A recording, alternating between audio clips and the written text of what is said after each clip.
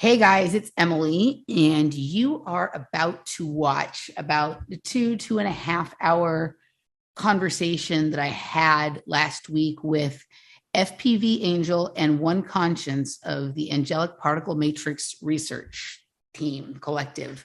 Um, for those of you who follow my work, you have heard me refer to them repetitively over the course of at least the last year, maybe as much as the last year and a half.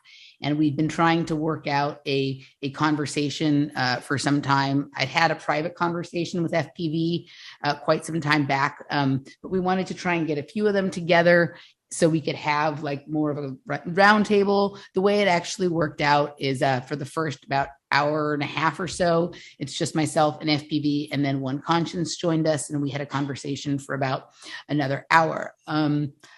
This in no way is a replacement for going to their channel and checking out their work.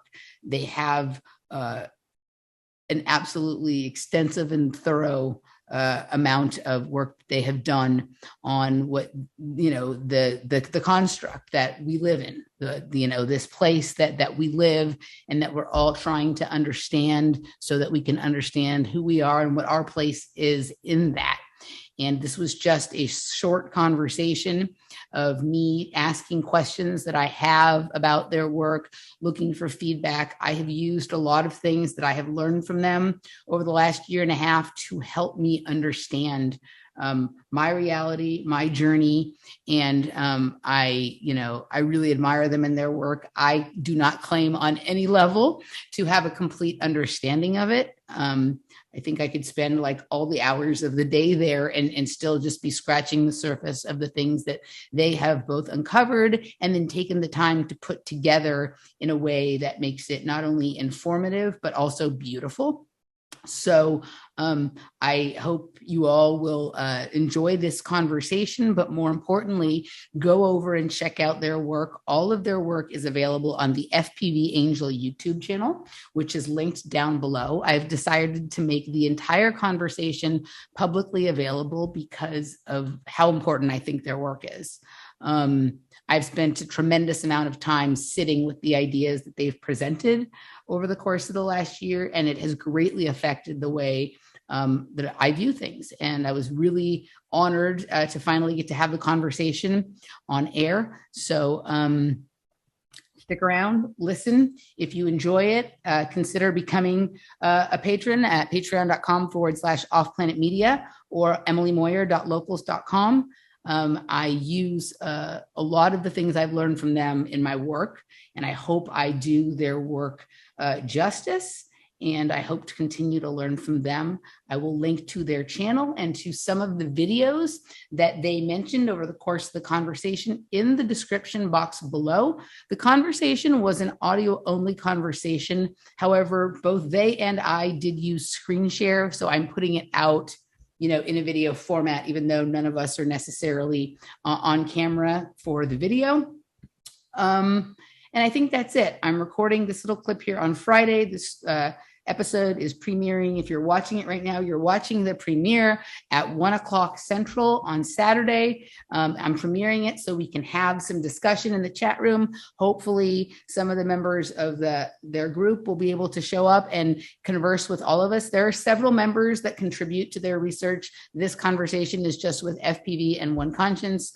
I hope you enjoy FPV Angel, One Conscience, Sandra, all the rest of the team over there. Thank you so much for expanding my view of things and helping me to understand the world and myself better through your work. All right, guys, here we go. Enjoy Angelic Particle Matrix Research. All right, everybody, welcome back. This is Emily Moyer, and today is a special day because this one has been in the making for probably a year and a half or so at this point. I'm honored to be joined by FPV Angel from Angel Particle Matrix Research, One Conscience, and Cool Pics, I think is what she goes by publicly, may be joining us here in a little bit, but we decided not to wait since we have limited time. So FPV and I are going to get started. At long last, welcome. How are you? Hello, Emily. Yeah, it has been a long time, at least a year plus anyway, that I can remember since we last spoke. So yeah, it's nice to be here and nice to be discussing this research, and good to see that you're incorporating it into your own research and it's making some sense to you. Yeah, so I met you and just had a private chat with you and Sandra, about a year ago now, which is crazy that so much time has passed. And it just hasn't, because of time difference and everybody has their own schedule and so many people are part of what you do, it just hasn't worked out to do a proper recording. But today it did at the last minute, so I'm glad for that. And in some ways it's probably good we do it now instead of back a year ago, because the longer you sit with the information, the more sense it starts to make and the more levels it makes sense on, right? Yeah. And so I think like my brain had a certain understanding of it immediately, because there was enough. I mean, I haven't obviously seen everything you've done because you guys do 120-hour live streams 6 times a week. But I've seen, I watched in the beginning quite a bit. And, I have a good intuitor. And so some of it is just my brain naturally is able to pick up on things without having to have the whole thing explained to me. So I spent a lot of time. And then now sometimes I'll just pop in even for a few minutes just to get little bits and pieces.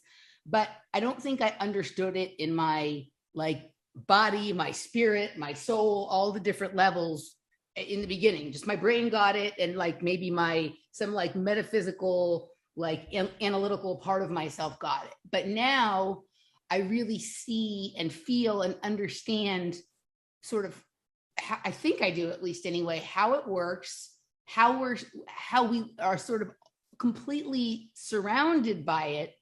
It's something we're inside of, something that we're part of, and something that is us on a level that you just can't grok that as soon as you find out about the information, right? So yeah. I'm glad I've had some time to sit with it. So for some people who listen to my channel, this is going to be their first time exposed to you, and you've been doing this for a long time now. So I'm sure your ability to explain it in a way, sort of that grabs people and encourages them to come over and take the deeper look has gotten to a higher level than it probably was in the beginning, when you're like, fuck, how do I explain this to somebody? So why don't you just, for anybody who has not looked into your research, just kind of, it feels ridiculous to say this, but this is the world we live in. If you met me in a bar and we were having a whiskey, how would you start this? How would you start the conversation? Yeah, that's the hard part, isn't it? You got to reach everyone's knowledge base and interests. And most of what we put out by now should resonate with some people, whatever you've looked into, whether it be, geoglyphs, petroglyphs, sacred geometry, structures, buildings, lunar, all kinds of things that we've looked into over the years. And it's hooking it all into one big picture. That's the hard part, to show people this is actually it's all part of the same thing. This is the conclusions you come to. Wait a minute, all this rolls in together into one big, very big picture that becomes clearer and clearer. So for all your viewers or anyone listening, what we did, after we found flat Earth, my avenue of research was basically, okay, if mainstream are lying, what are those lights in the sky? What's making them move? What are the mechanisms behind this construct? If this is a construct, which is what my first thoughts were when I realized we don't live on a spinning ball, okay, we're looking at some kind of a construct that obviously has some kind of a creator. So what did they create that makes these lights move across the sky? So my avenue of research straight away was, we're looking at a technological construct. And at the time, I was looking at sacred geometry a lot, and the Nazca lines especially. I was looking at those, and I was starting to realize what I was seeing as I was line tracing them in Google Earth. It was starting to form a bigger picture of what I was looking at. And I realized I'm looking at a very large set of blueprints. And I thought, whoa, where do these go? What are these blueprints a part of? What is it? What's this I'm looking at? Everyone around the world, it doesn't matter what country you're from, they look at all these amazing structures around the world, all this sacred geometry, all these buildings, pyramids, you name it, and no one has a clue what they are or what they were, which is strange. That's there's a dark part in our history that's missing. For all this information to just get lost like that. You don't just forget things like that. You don't build something like that and then forget what it represents, do you? So it's all got special meaning. And my research was putting this meaning back together. So because I thought, okay, what I've been taught at school isn't going to help me decoding this construct. So I've got to throw all that away and start again. So what were the ancients teaching? So we look at the ancients and, geometry, sacred geometry knowledge, prophecies, holy books. We've been down that many avenues. It's impossible to name them all. You'd have to go through our videos to see all the avenues we look down where we can link parts of what we look at into a working mechanism of this construct. And that's what we've been doing for the past 5 years, working out how this construct works, what its mechanisms are, how we can see and prove it into the real world, which is where we've been trying to tell people this for 5 years now, what to look for. And it does get a bit easier and easier to word. A few years ago, putting this into words, it was really impossible for me because I was having to learn new terminology to explain what I was trying to tell people. Terminology I hadn't learned before, and science I'd never really took an interest before, but now it all starts to come together and make more sense. In fact, the easiest way of looking at it now is looking at, say, our group as being the best explanation you're probably ever going to find for what this world is and how it works, and use that in your favor to learn from us where pieces of the jigsaw you've got will plug back into where it belongs, which is what you're kind of doing now. You're now researching, I noticed your last video, you're researching an area of a map. And I did leave you some comments there and tips what to look for. So, it's finding your interests. What can we prove to you that you can prove to yourself that we're telling you the truth is where we're at. How can we prove where this technology is and where we can show people you can go out there, record it, see it for yourself, and look at our interpretation of it and where it fits in this big picture, which will be scriptural or biblical, however you want to word it. While we're on the biblical scriptural thing, none of that relates to religion. Reality is not a religion. Your holy books, your creation stories, all these things like that, they're here to define and tell you how this world works. Now, what man has done to corrupt that is changed technologies. What they've done is personified these technologies. So they've called them like saints and given them an image and a name. So you bring that image to life in a book as a person, because you no longer have the glyphs that represent what it's telling you. That's why I prefer working with sacred geometry, because you've got the glyphs and you've got the story, so there could be no confusion whatsoever what the story is talking about. Now with holy books, those images have been taken away. So you can see what they've done there. In the ancient times, we used glyphs and stories to tell you what the glyphs were telling you. Modern times, you've got a book, very minimal pictures in it. You've no idea what it's talking about. You can see how easy it is to lose people. You can hide this technology by giving it a name, put it in a book, and people bring that to life as a character. So what we're doing is putting it back into a digital context. We're going past what it's telling in the book. People assume it's all about people. We're not saying people didn't exist in ancient times. The names they used in these holy books do come from somewhere. Now, where, I've no idea. But they were obviously used in their times. So the names probably existed. We're not saying that people didn't exist. We're saying what they're referring to is actually technologies in the underworld that are the mechanisms of this construct and not actually people who they might have been named after at the time.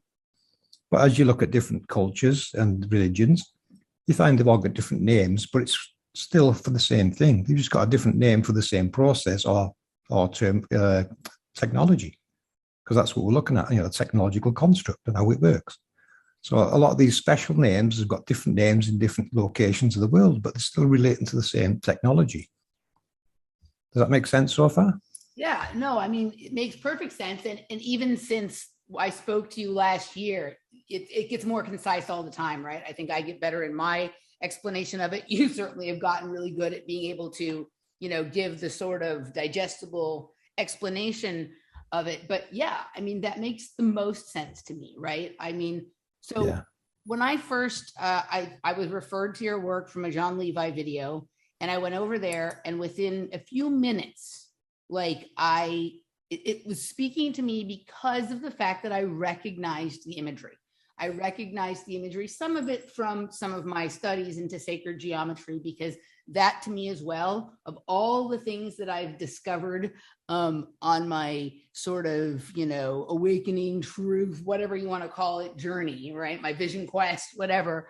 Like that's kind of been the one constant that's always been there, like regardless of wherever I am in my beliefs about reality at the time, that the geometry is generally the same. It has the least amount of, and trust me, there's people who try to make a religion of it, but if you can separate out the actual structures and functions from the personalities that have become associated with teaching it, then you generally can find a pretty good track to go down. So obviously I was recognizing that you were using the sacred geometry to explain your ideas and whatnot, but I also then saw some, and by the way, your graphics are amazing, and I think you do most of them. Am I correct about that? It depends which clips we're working on. In my own, I do use my own where I can, but sometimes Sandra and Sandra's husband does make some for me as well. Okay. We've all got different skill sets. We can all use that software, but sometimes I'll ask Sandra or her husband to do a certain piece for me while I'm, doing this speech for it, and because I'll know they'll probably do a better job at that part of it than I will, because I'm rushing around and trying to get my bits done and juggle other people's bits and pieces in as well. So I don't always get the time to play on my animations as much as I used to. Okay. But we're all capable of doing them. You guys make a lot of your own graphics as opposed to using other. I know you use some graphics that are out there, but part of what I like about your research is there's obviously a lot of unique to your work graphics that you all have generated. And when I looked at them, there was a feeling of familiarity because these were things I had seen in my mind's eye. So whether or not like they were something that was the truth, they resonated enough with my truth that it had my attention immediately. Right. Yeah. So that's how it works, Emily, isn't it? We can give you an animation and give you the proper terminology and wording that came with it. Like as an example, say the volcano decoding, the Angels decoded video. And we're using I'm breaking down a Walter Russell image of where he's got these vortexes going in and out the ground, which is, of course, you're only seeing half the picture with a tornado. Same as a rainbow, we're seeing half of the picture when we're on the surface, because there's another half below the ground. That's kind of a mirror image, the duality that Wally books speak of. So the duality it's between the above and the below. As above, so below comes into it there. So, people like you will get it faster. I can recognize that you get it faster because you've got that kind of mind. You'd already been going down these routes yourself, searching for answers, and you've got a very active mind that knows bullshit when it sees it. And when you find something good you can get your teeth into, you'll chase it up and you follow it, which is what you're doing now, isn't it? Yeah. I mean, for me, one of the things that happened, I started watching and I started to, we all have like a story we understand about the world, and then like a story we tell ourselves about ourselves, right? To help us make it through this experience. And for me, one of the things that was like, no, like this is the way, this is the thing that's supposed to help me understand my reality, was just, and this has guided a lot of my journey, is for some odd reason that I do not completely understand, but I have a pretty good intuitive understanding of, I was in a movie about Judy Garland when I was a kid, and Judy Garland, of course, sang the song Rainbow and she was in Wizard of Oz. She was Dorothy, right? And, this sort of was the part of the setup for some of the like MK Ultra and Wizard of Oz type of programming that has always been present in my life. And I was like, there is the completely controlled, sort of darker, nefarious aspect of that experience. And then there's always a truth to it, right? And so this is the flip side of that. And I have, I think, maybe a unique either potential or ability to understand some of this based on where I've been and the roles I have played per se, right? And then I also was a person who was raised not with religion. And so I've always tried to understand, like, what is it about these books that make people act so crazy, dude? Because it seems crazy to someone who's raised without religion, right? When I started to really get into nutrition and the esoteric aspects of wellness and anatomy and stuff, I came to realize that the Bible and a lot of the scriptures and like the Bhagavad Gita and a lot of these, ancient texts were really codes for how to take care of your body, how to manage your body. So when I heard you guys saying these ancient texts are basically an explanation of the mechanics of this technology that is the world we live in, and how to manage it, how to ride its storms and waves, and understand what's happening around you. It made perfect sense to me, because I always understood that our bodies are a small version of the universe, or of the larger realm we find ourselves in. So I'm like, yeah, I mean, this is it. Like this book is, and anyone can even look at their body and see what the spinal cord looks like, and then go look at a linear particle accelerator and see that there's a similarity that is like undeniable, right? Yeah. And so from there, it's like, okay, like this is information both for how to manage yourself, and then how to manage your experience in this bigger reality that we're a part of, that is us, that that is really the most important thing, right? Everybody's running around like worried about the politics, worried about whether they're going to be required to do this and that, and all of this chaos that we live in is like a symptom of, and a distraction from, the necessity of this information, and that each one of us have to sort of understand it in a way unique to us, right? Just like people, whatever their belief is in God or not. I know you have members of your team who are, religious, and others who are not. Like, nobody would say that their relationship with God or their understanding of God is exactly the same as someone else's. Right? No, they find it quite different. they all actually disagree with each other when you listen to them as well. They've all got their own version of what they think it means. Right. And so I feel like in some ways this is the same. Like, what if we can understand some of the basic structures and parts of the pieces of the puzzle here, like what we do with it, how we choose to explore it and understand it, can be unique to each of us individually, and then we can talk about it. And I think it's super fascinating. And, if I had one thing to say to people, because I know people are, at least most people who've been doing the research on different things for a long time, we're consuming less information now than we used to. But in my opinion, this is the most useful, because it's the one you can actually know for yourself. Right? Like you can reference it, can't you? You can go around reference it, or you can go outside and measure it yourself.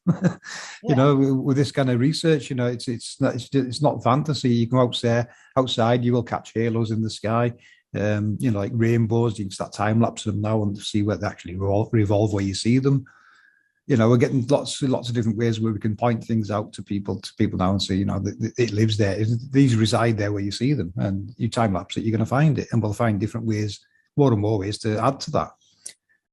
Going back to the holy books, when I look at holy books now, us as a team look at holy books and creation stories. It's basically the human's manual to the realm and how it works. Yep. It's not about religion or worship. There's no religion or worship we can see in there. It's science and knowledge is what this creator is teaching us. Now, there's a definition to be made here. God and the creator are two separate things.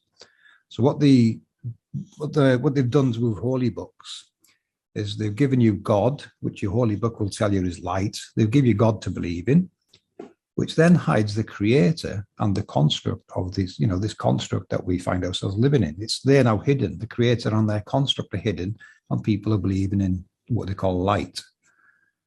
So that makes it easy for man to hide and steal the construct, which is where we really are. This is what's taking place. They've been stealing this construct for 2,000 years minimum. This has been going on for a few thousand years now, and they're just expanding out the way and taking more and more of it, taking over areas, countries. The easiest way of showing you how it works, they'll send you to a country like mass immigration into the United States or into Australia, New Zealand, and then you start voting in their system to put them there to control it. You've now stolen that nation from the indigenous populations that live there. That's what they've been doing. That's what they've used us for. And that's what they're going to use other races for. When you work out how they've done this, how they've taken over the world just about and got it into such a point now where you've got adults waiting to be told what to do, looking at a screen. It's ridiculous. How did we get into this position where we're just sitting there waiting to be told what to do by a television? You're adults. Act like that. Your children are looking up to you. They're terrified of what's going on today, and you need to get a grip. As far as we're concerned, you need to be in survival mode now. This construct has got its own mechanisms that are going to go into a reset. And these people are going to make that a lot more painful than it needs to be, what they do with food and everything. And of course, these pandemics and such that's going on. This is them trying to make things worse for survivors of what's coming. So, okay, so we're getting into sort of the meat of the issue here. And so one of the things people who pay attention to your work will start to pick up on right away is how central particle accelerators are. So like in your model of things, right, this would be like the structure or sort of the backbone, right, of this entire realm. Can you, and you sort of make a comparison, or you literally say that what the Bible references as angels are really particle accelerators. Can you explain to people what particle accelerators are, where they come from, and how you got to this space of understanding that that's what's being talked about in the Bible when they're talking about the 144,000 and whatnot? Yeah, brilliant question.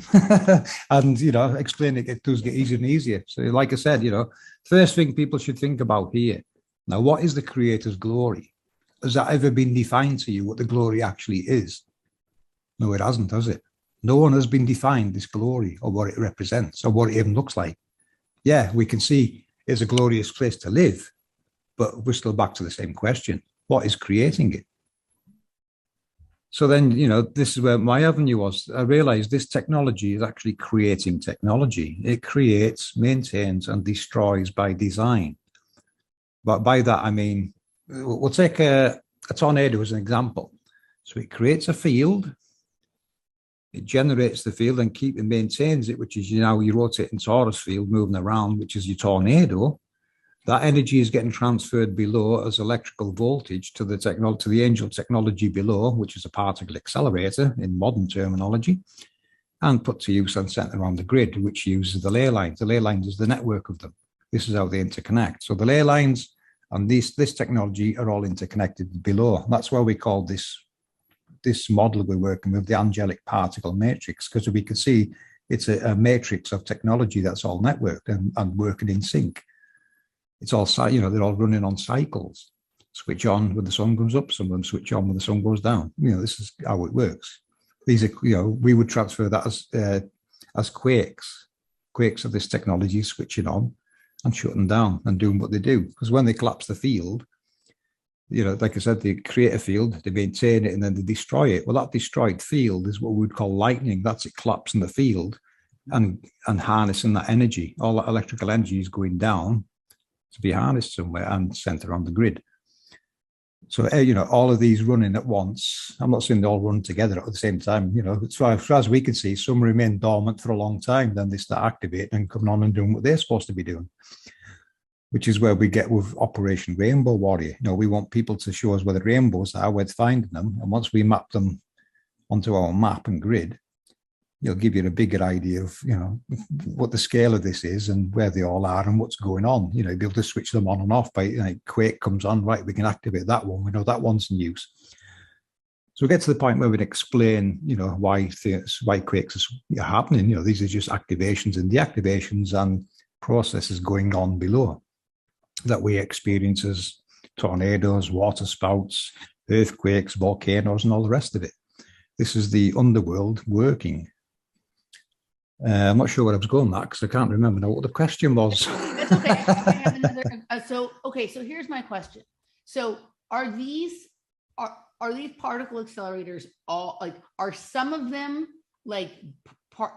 are some of them or all of them part of the original design of what we call Earth or the realm? Did the Creator build all of them, and all of these sort of technology companies and weapons companies that tell us that they run this or they build it, are they really just building installations around them where they can experiment with them, monitor them, try to understand them? Or have they also begun trying to build them because they like to fancy themselves equal to the Creator? How old are these particle accelerators? Are there new ones being built all the time, or are they just being discovered and activated? Like, what is the truth behind the particle accelerator industry? Well, when we started looking into them, the first one we looked into was CERN, and we could not find any evidence that of them actually building it, like digging holes and tunnels and putting all this pipework in. We couldn't find any proof that they were actually doing it.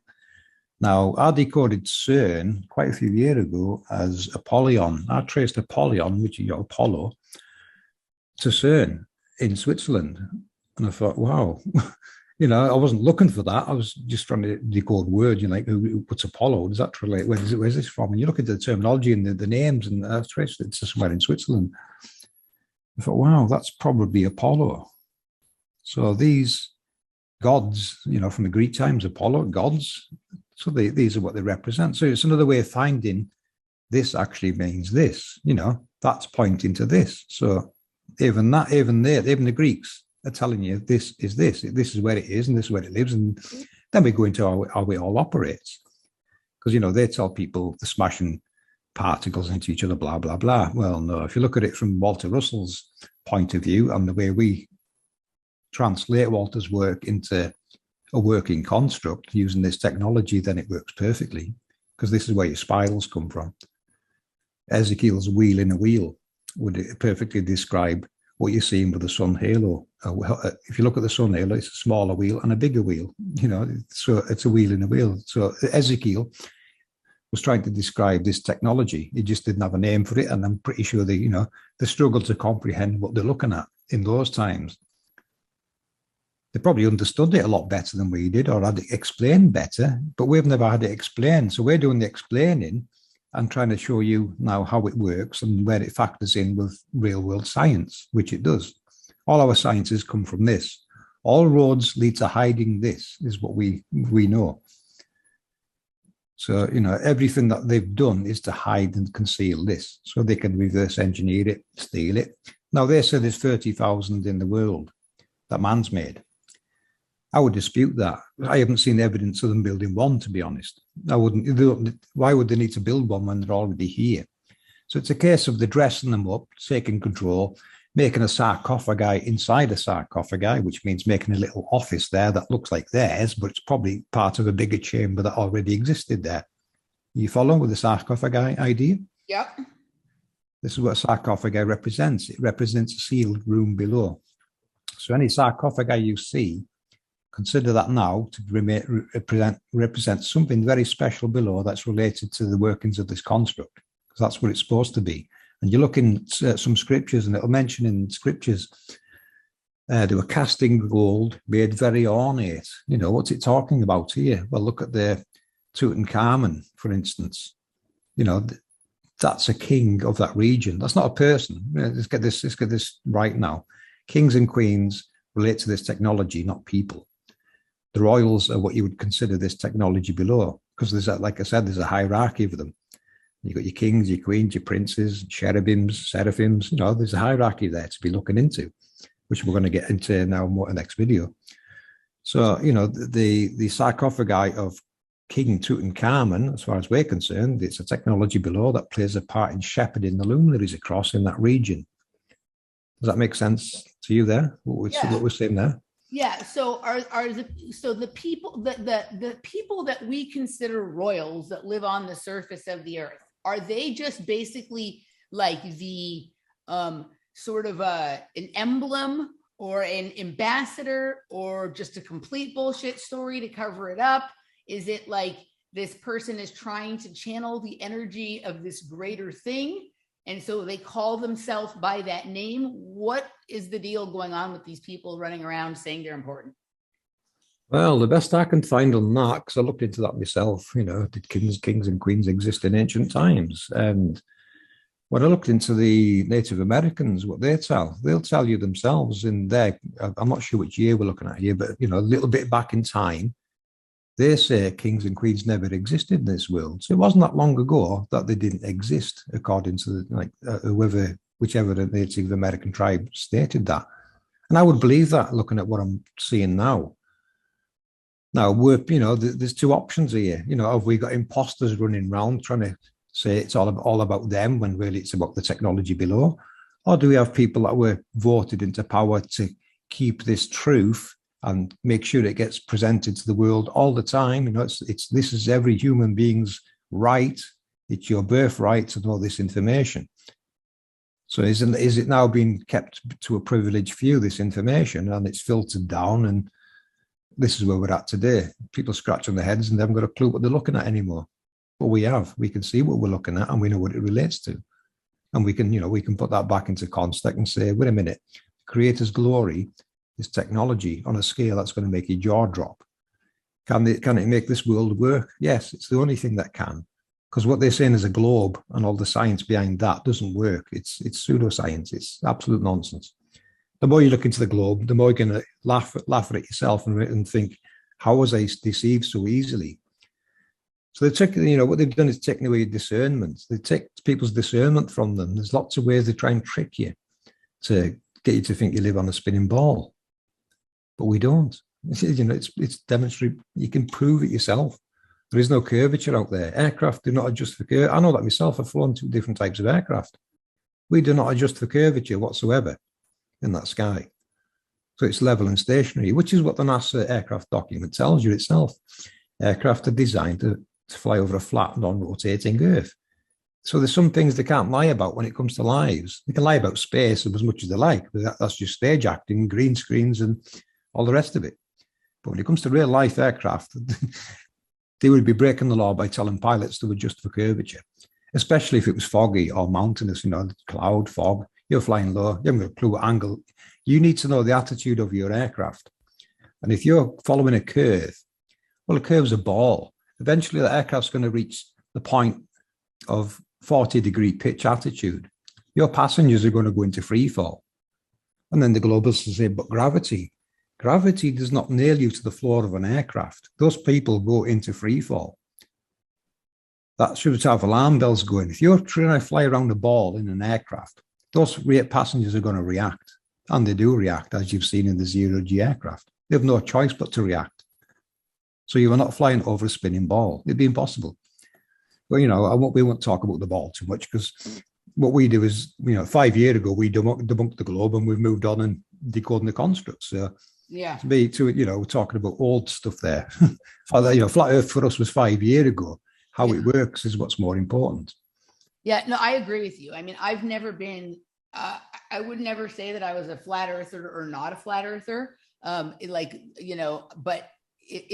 if I'm going to be a flat earther, it has to be in service. Like it seems unimportant to me if it's just, the earth is flat and there's nothing else that has any effect on, right? There has to be a much deeper and more far more in depth and odd and esoteric explanation as to the why and the how of both why it is that way and B, why they would tell you it's not that way in order for me to be interested in it, right? So yeah. For me, I require the explanation of the construct in order to care about whether the earth is flat or not, right? For me. So there's a couple of things so here's my question. So obviously, just the other day, I was watching somebody, Mud Fossil University, do an interesting video about how this small tabletop particle accelerator has, all of these abilities to do things in, the medical field and whatever. And the area that I grew up in Chatsworth, which I think I'd like to talk with you about a little bit here in a little bit. They're in Chatsworth, they have a lot of companies that do linear tabletop particle accelerators for creation of drugs and all this kind of stuff, right? So these are small things that seem to but that obviously humans built these small things. But is it kind of like when somebody tries to build a little model of something bigger that they've seen? Are there any of these larger particle accelerators that really have an effect on the way we experience reality that you believe have been built by humans in this current time, or that's completely a bullshit story? Yes, I can definitely say man has built some, and these will work at any scale. You can scale these up or down, which is right. What Walter Russell motor that would scale up or down either way. You know, he built that motor, it'll run a 52-room university, Right. and it's 6 foot in floor space. But you half that, you get less rooms. But you know, who's got 26 bedrooms anyway? I haven't. So you don't, Right. you know. So it's showing you this technology can be worked at any scale. Now the accelerator technology, what it's more involved in with, you know, it's working with elements. It can create matter. You know, it can compress elements into matter is what it's really doing.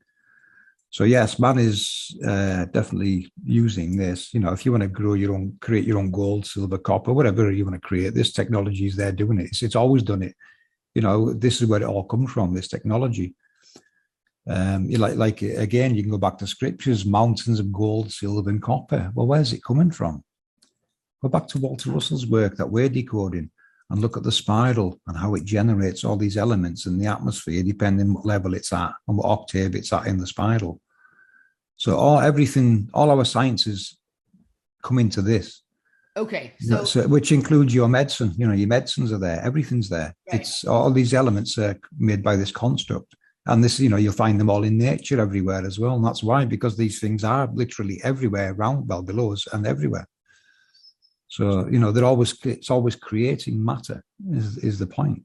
Okay. So so obviously there's been, people are aware of sort of the blueprint for this technology. And then there's these bigger ones that seem to have been here since the beginning of what we call, anyway, recorded time, because someone or something created like the mainframe or the main one, and then smaller versions of that to support that. And then over time, other people, just like Walter Russell did at some point, either through information being shared with them or some spiritual or metaphysical insight of their own, like understood what the makeup of this was and began constructing models or smaller versions. And some of them have been put to use in a variety of applications, all of them to create things, elements, particles, chemical things that are germane to the way we see our reality as being put together, and having an effect on how we live, how we feel,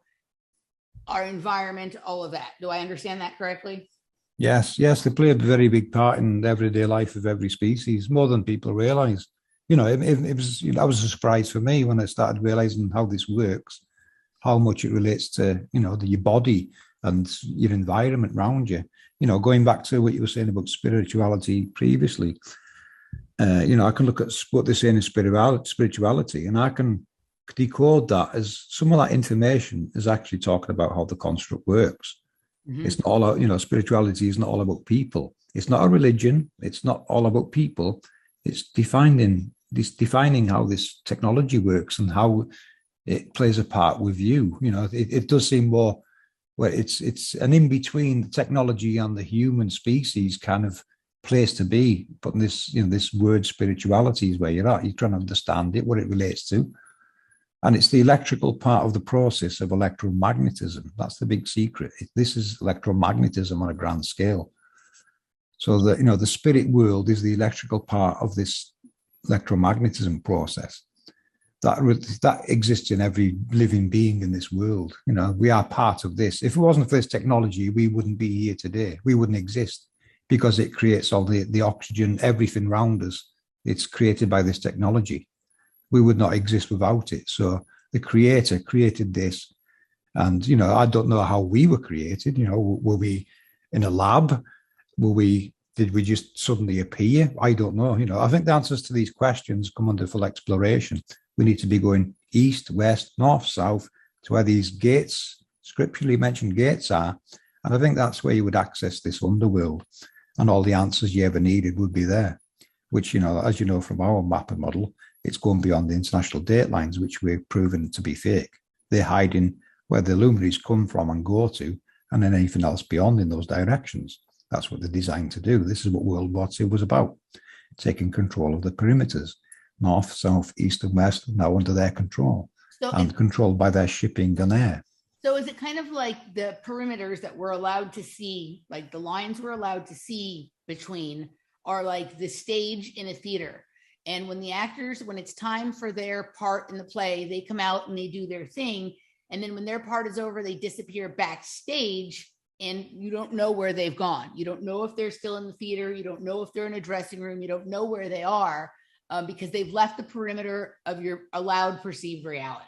Yeah, they could go outside the known world map. Okay. To somewhere that most of the world doesn't realize exists yet, but we can see it does. These luminaries are coming from somewhere and going to somewhere, so they do exist, and they're mentioned in every culture's belief system. Your mandalas around the world. These are blueprints to this construct, and if you put our map on that mandala in the center, you will see there's a lot going north, south, east, and west that you're not even aware of yet. But we can see they exist, going beyond the date lines and the North and South treaties that you're not allowed to go out to the Antarctic or Arctic. So we're boxed in basically by these policies that they've done since World War II. So you don't know there's a beyond anymore. So that's how you hide it from people. Okay, so there's so many things, and I'm not trying to decide where's the best direction to go from here. But I guess the way that I began, I think why I started to be able to use your work as a frame, I don't know how to, a framework device almost for understanding my own work and my own experiences. I think this is why it's resonated so well for me, but also why I've been able to incorporate it in my work in a way that is helping people to understand, whether they like my story or believe my story or not is kind of irrelevant. I'm trying to show them how they can take the same things you've taught and go out and see if it makes sense to their life experiences, right? Oh yeah, I mean, you're very good at wording it, Emily. I do listen to your videos. You're very good at putting it across. You understand what we're saying, which is probably, that bit is hard for a lot of people to take on board and do. I know that. So we've met lots of people that try to explain it, but they don't quite grasp it themselves yet. But whereas you do, you're getting the bits you understand and going with it and expanding on it now. So I think the reason that I've been able to do that is just because of this odd scenario that my life presented to me as far as myself and trying to understand it. And, that is that I grew up in Chatsworth, California, which is a suburb of Los Angeles that very few people have ever heard of unless they research the Charles Manson family and the activities around that, or unless they happen to be or unless they're hearing about fires and earthquakes, right? Because the earthquakes that occur in Los Angeles are often centered around either Chatsworth or Northridge. Northridge is the next little subdivision over from Chatsworth. And then, Chatsworth is an area where there's quite high winds at times and brush and therefore fire. So a few years ago, there was the Woolsey Canyon fire that got a lot of attention. And it was part of the fires that took place all over Southern California, out to Malibu and whatnot, that seemed to be also some weird way correlated to the shooting in Thousand Oaks. And it was very bizarre, right?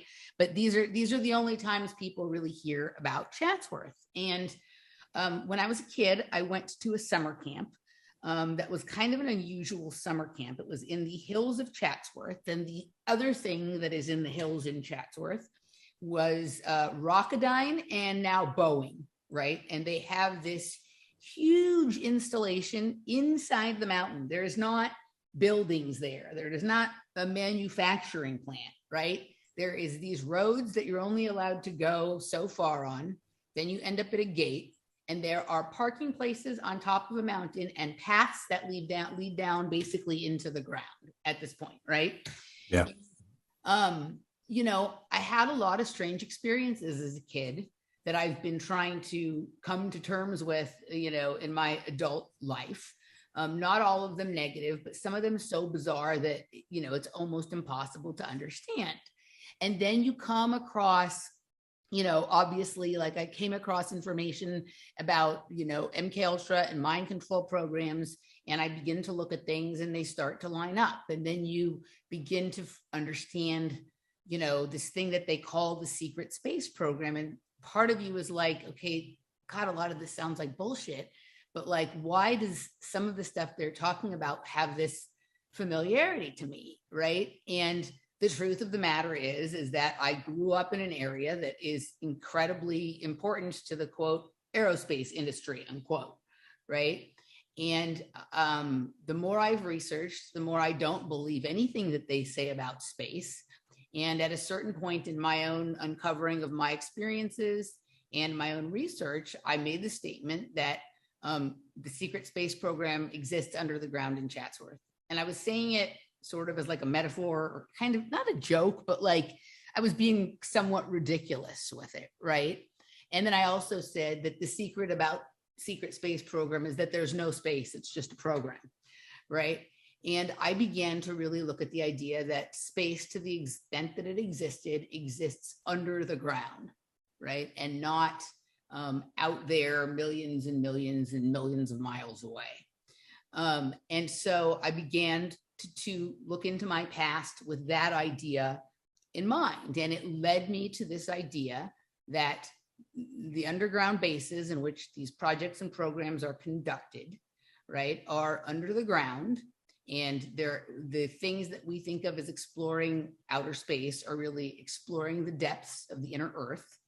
And that wherever there are any of these installations, there seems to be things that at that point, and this was long before I understood your work, there were either particle accelerators or technologies that were related to free energy or plasma energy or cold fusion or, you know, electromagnetic things, like technologies that we're told are bullshit or don't exist or can never be practical or real or whatever. And that it really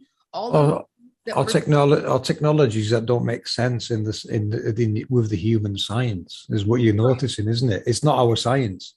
Yeah. So I started to understand things that way. And I just started to like build a narrative, not because I was saying it was true. Like that, what my point was, like, I'm trying to understand what happened. And when I don't have like a fact I can insert somewhere, I'm kind of like being creative with my imagination to bridge the gap to the next point that I understand. And it started to get me to this place where, like, you know, I had a pretty good story going on.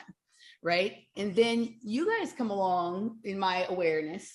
And it seems to sort of match some of that. Can you talk to me a little bit about your thoughts on space as it's presented to us and what these companies that say they're exploring space, whether that be Rocketdyne, Boeing, or these new breed of like SpaceX, Blue Origin, like what's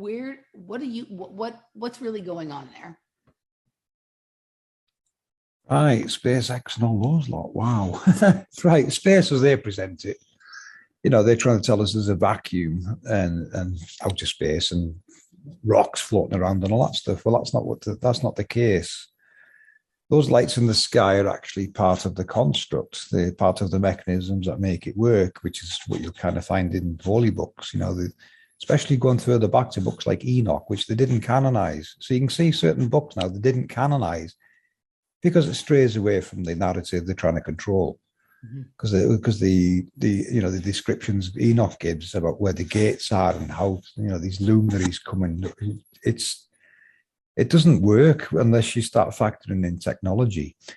So what, you know, the space industry is designed to hire as an excuse for lights in the sky, including the ISS and any other light that pretends theirs, because they're part of the construct. The ISS in our model is actually the sun in a standby state returning east. It behaves like a sweepback transformer and flyback killer. What that means is the sun is pushed west, it's shut down or its light suppressed, and it's returned east as fast as possible to start again. This is basically how a cathode ray tube works. It's using the sky as like a screen using this technology. So it's projecting into the sky and it's going across the sky. Now, I use the word projection lightly because this is electromagnetism and that will penetrate everything. So it's not like, you know, people say a hologram. No, the hologram will not penetrate a building. This technology will. It penetrates everything because that's the nature of electromagnetism. Mm-hmm. So it can easily put things across the sky, return them back, just exactly the same as a computer screen can do, which is where the design probably came from. Your sweepback transform and your flyback killer, I think, is modeled from how the sun works. And that's what Jimbo, one of our team members, that's how he worked out. You know, I got Jimbo to look at it. Once I realized what the sun was doing, looking at the Nazca lines, I showed him an animation I made of it going across, returning back to east. And then because he's a black box engineer, Jimbo, so he knows, you know, he knows electrical circuitry. And I was trying to get him to recognize or give me the terminology what this process was doing. And once I showed him it, he recognized it as a sweepback transformer and flyback killer straight away, instantly, he got it. That's what, that's when he realized we were over the target. Once he realized he's looking at a technological process that he recognizes himself in work he's done himself. So that's more proof for us of and better ways of wording what's taking place in the sky. These luminaries are just going east to west and shutting down and starting again, basically, and repeating cycles. And if you look at our 144,000 video, the stars are actually going west to east, but they're going that fast to give us that wagon wheel effect, and it makes them look like they're going east to west. Now, I say this because in Hopi prophecy, they say the stars reverse rotation. That would make sense if this field slowed down, and then you would actually see they're going west to east, not east to west, which is what I found doing the animation for these. So, your northern star trails and your southern star trails are part of the same mechanism rotating east to west. Well, we perceive it as an east to west rotation. So actually west to east, but because it's doing it that fast, you know what the wagon wheel effect is, where you drive past a car and it looks like its wheels going the wrong direction. It slowly revolves the other way. That's kind of the effect they're giving us in the skies. So, it's anything they put out is an excuse for what's above. And like you said, all the actions taking place below. Everyone's looking up, they're watching cartoons on TV and believing everything they're being told, while all the actions taking place below. These installations, these seals, the seal of the 144,000, are being broken into and reverse engineered, stolen, you name it, all the rest of it. That's what we're really looking at. These people are plundering the creator's glory on a grand scale, on a world scale. Because once they've stolen it, once this reset happens, it's so easy for them to rewrite history, which is why I think they went digital. Digital, you can switch it off, all that history's gone. You might find some coins on the ground with rusty dates on them in the future, but this era in, 50, 100 years might not even exist. It'll be called the dark ages in our history, like the previous dark ages we've had, which is these resets. These people take advantage of these resets, and it gives them a big opportunity to rewrite history, reset calendars, books, you name it. And that's what's really been taking place. We can see it now. This is what's been happening for quite some time. We've been led down the garden path. Okay, so when you say when they break into the seals of the 144,000, does that mean like they break into an inner sort of chamber? They somehow sarcophagi below, a room below. So they're down below exploring all these rooms, trying to find them, break into them, using technology like like the 40s to the 90s, nuclear bomb tests. No, right. Go and have a look at the animation I put on one of my videos, and you'll see where I've actually overlaid the grid, so you can see where the bombs were going off in relation to this grid. Now, they weren't nuclear bombs, nonsense. There was masses of TNT that they used to, fake what they call a nuclear bomb, because they've got a lot of rubble to blow up to get to these places. That's why they're sealed. This is called the seal. Remember, they're all sealed rooms, and you can see why. You look at you look at the Emerald tablets. It tells you in there, man's always trying to bring it to the surface. Well, ask yourself, what is he trying to bring to the surface? What's below us that man's trying to bring to the surface? It's this technology. Okay. So when we see what we call underground bases or domes, these are installations that are being built out in an area where they suspect or know that there may be some of these sarcophagi, which are rooms or offices that are sealed within the ground that are pertinent to sort of the operation or the how the particle accelerators work. Do I understand that correct? Yes. It's they're breaking into rooms that are part of the control mechanism for making our world work, basically. Okay, and so all right. So that fits perfectly with what I've kind of said about what's going on in Chatsworth, because the story that's publicly told is it's a nuclear reactor test site where they also build rockets, right? That's been like the story for a long time. I lived in Chatsworth for most of my life. I did never see a rocket take off from there, right? But there's been lots of stories about leaking radiation and all of this kind of stuff. And you can see the stands where they would supposedly do this stuff from. But there's the big but, like my suspicion as to what goes on there is they're, desperately trying to penetrate these inner access points to whatever this machine is, to study it, to understand how it works, maybe to try and take control of it so they can control when the reset or the activations or whatever are. And they need to have people working on it, but they can't allow people, or at least not that many people, to know. So everything's compartmentalized. And then you also need people, like, there's a lot of energy around these installations, right? So it's important that you have a group of people that, let's say, have maybe a unique genetic makeup that are able to withstand the energy fields that are being generated by some of these parts of the machine at times when they're either activated naturally or when you're doing an experiment to try to get something to happen. Hence, the reason why you would have the base be somewhere, let's say, near a summer camp, where there's lots of kids that you can kind of have access to kind of see which ones demonstrate certain kind of energy level or kinesthetic awareness or a certain kind of, intelligence to be able to describe something that is, that you're going to show to them, right? I have these bizarre memories from being a kid, taken away from the rest of the group, right? In the camp, right? Or maybe with just one or two other children. And mind you, when I went back and looked at the summer camp a few years ago, I hadn't remembered this. There's a very small train track that leads from the summer camp to the actual entrance to Boeing and Rocketdyne, which is about, like, if you went in a straight line, maybe about a mile away, right? And, there's even this weird thing. It's like, if a kid is being taken for training, but all they remember is the train, they'll never be able to explain what happened to their parents, whether they can actually remember it or not, right? A little kid.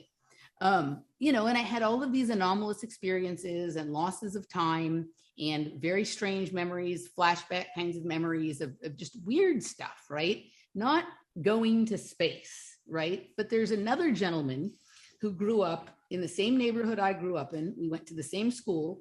He's about 10 or 15 years older than me. You've probably heard of him. His name is Andrew Bashago, and he believes he's been to Mars, right? He believes that he went to Mars when he was a kid. I'm like, but all of the experiences he remembers having around Chatsworth as a kid, some of the places he's been, some of the things he's been involved with and whatever, they're exactly the same as mine, but he thinks he's been to space. And I think I was part of a mind control or some other kind of experimental program where, there was seemingly exposure to a lot of sound and light and energy, right? But under no impression that I have been to another planet, right?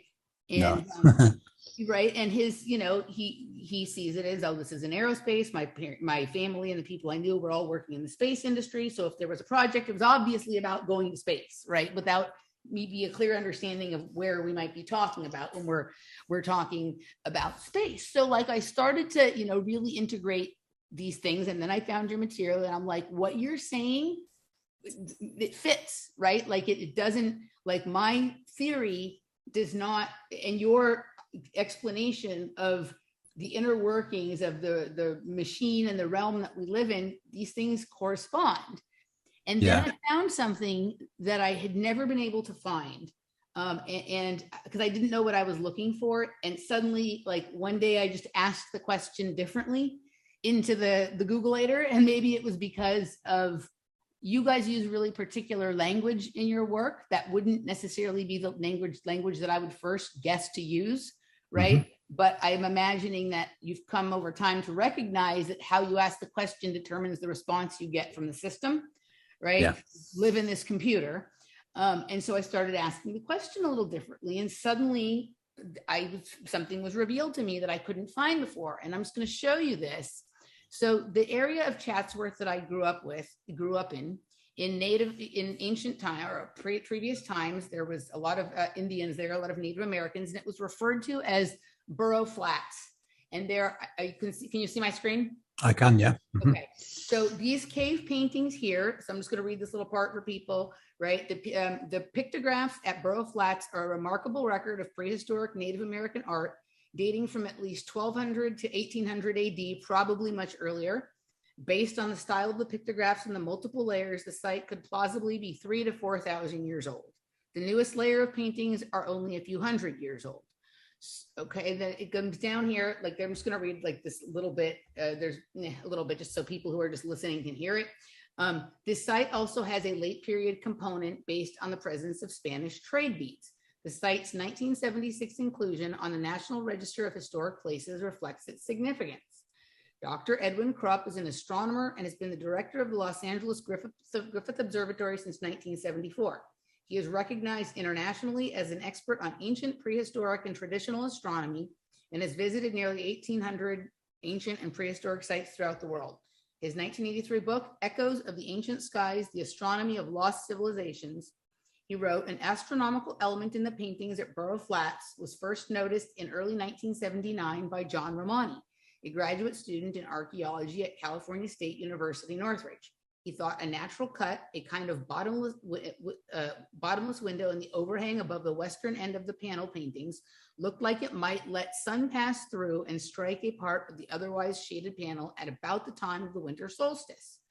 Also, from the 1983 book, the paintings which record the involvement of the Chumash with the sky are on the same plateau where the stands on which the huge moon rocket and space shuttle engines were test fired. In a 2014 letter to NASA, Dr. Krupp noted that the NASA test stands and the Burrow Flats painted shelter comprise the only place on Earth where our modern world heritage in space converges with the prehistoric reach for the sky. And for that reason, the place is irreplaceably significant in the history of space exploration, the history of NASA, the history of California and America, and the history of the world. Well, what's funny about that is I don't know anybody, unless they've heard about it from me, who's heard of Chatsworth before, right? People who research all of this kind of stuff. And when I look at these paintings, what I see is a particle accelerator right here on the right side, right? Yeah, what he's explained there is only a fraction of what you're looking at. He's explained the gap in the cave that lets lighting that'll do something on that grid there, the solstices and equinoxes, which probably does. They weren't dummies, the ancients. They were very clever people. But every one of those images on that wall will come with a story. It's not just an image; it's a glyph. Each one should have a representation in words of what it's telling you. So there should be a whole story, a whole book on all the glyphs there and what they're doing. But like you said, you can recognize, start pulling out technological processes and aspects of things in there alone. Right. Like those circles, that represent our grid when you look at those circles, those concentric circles there. That one on the right, the large bird-looking one with its feathers open, that to me actually looks like the ISS. So, and the guy whoever wrote the book is correct. It is relating to astronomical processes, but on the scale he's probably not comprehended yet. Right. Because he's only recognizing a bit of sun shining on through that gap. He's not actually talking about the glyphs themselves. Correct. But no one can, Emily, because I realized 5 years ago, everyone in the world is guessing. When I decoded what the Nazca lines were, theirs on my neck stood up because I realized the implications of what I was looking at. I thought, wow, I've just decoded the construct. I'm decoding the construct here, and people hadn't noticed it before. When I started overlaying on the map, and it was making more and more sense. And it's, our work's never stopped since them days, and that was 5 years ago. So we've always been on the right path. And like I said, these all need whole books written on them, on what it's actually telling you. I would like to know what the locals tell that story to be, because that is a story there in them glyphs. There's a whole story there to decode. I can't decode it, but I know it is related to what we're working with. I know all of it is. Doesn't matter where in the world, doesn't matter where in the world we look at it now. They all knew how it worked and understood it. That's why a lot of these depictions look weird. And some people factor in, aliens, which of course comes with the globe nonsense. You got a globe, you got outer space, possibility of aliens, but all that goes away. And puts all these glyphs back into the proper context. The context. They're showing you how it works. The whole new. Doesn't matter how far back you go. You find one little spiral. That tells me that culture knew that spiral was created by an angel or a particle accelerator, however you want to word them, because that's what they do. They create the spirals. That flow going around that halo creates a spiral in the sky. That's its torus field. Okay, so when I saw that painting, I'm like, that's a particle accelerator. Those concentric circles are the grids or the energy fields or the spirals or the vortexes created by the angel, right? Like that was all very clear to me. And that cave paintings were there. They say the latest layer was a few hundred years ago, right? But the oldest ones are maybe 3,000 or 4,000 years ago. I'm pretty sure that like Rocketdyne, Boeing, all that kind of stuff, that they weren't there then, right? So how could there be a drawing of the particle accelerators there before Boeing and Rocketdyne got there if they're claiming that whatever's in the ground there is their equipment that they built? Right? It's everywhere, isn't it? It becomes very obvious. Once you've debunked globe and space, it becomes very obvious what's going on, doesn't it? Because now the world is something far more special all of a sudden, and these people are hiding that, and you can see the reason why. And then you also look at it, and this is where, like, I think, this is not, like I said, this is, I completely understand that child trafficking and all of this kind of stuff is an issue and a problem. But I think it's also been used to really distract us from things and make us look in places where it's not for what it is and blah, blah, blah. When you look at these concentric circles, right, we've all come to understand that concentric circles and concentric triangles, we've been told that that's always a sign of the, things related to the Itagate and all that kind of stuff, right? And so that's what people think it is. But they're trying to desecrate it so you don't look any further. You'll find that. Correct. They try and desecrate anything sacred, so you never go there. Yeah. That's what I've noticed they do. Well, you also will find when there's paintings on the wall like this, right? Like, yeah. Did you ever watch the TV series Twin Peaks? Sounds familiar. Okay, so you should watch it for a lot of reasons, because I think it validates your work in a way that, like, you have to sit with it for a second, but you can line it, just like I've lined up my story on top of it, you can line up the story of the Twin Peaks story on top of it, right? And basically it's explaining sort of the connection between secret societies, and then you start to see them, don't you? You start to see them break down the connections, and they all portray it in movies, it's in songs, dances, jewelry, money, it's everywhere. You can't stop seeing it once you see it, and you start seeing all the connections and how these people flaunt it like they own it.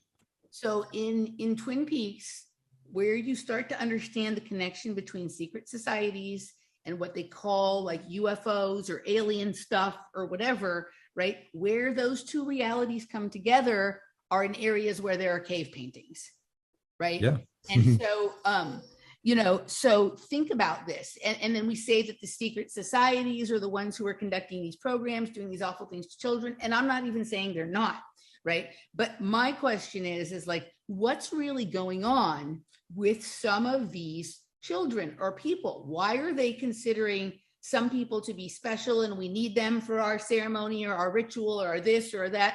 And my suspicion is that some of these kids either have a resonance or an energy or a vibration that makes them eligible to go near one of these machines, right? And something like they're in resonance with it in some way, or they have been in a project or a program that exposed them to that, and they now carry that energy field with them, which is something that allows for certain things to happen then wherever they go, right? Or they're a family member that's already knows, and they're just playing their part.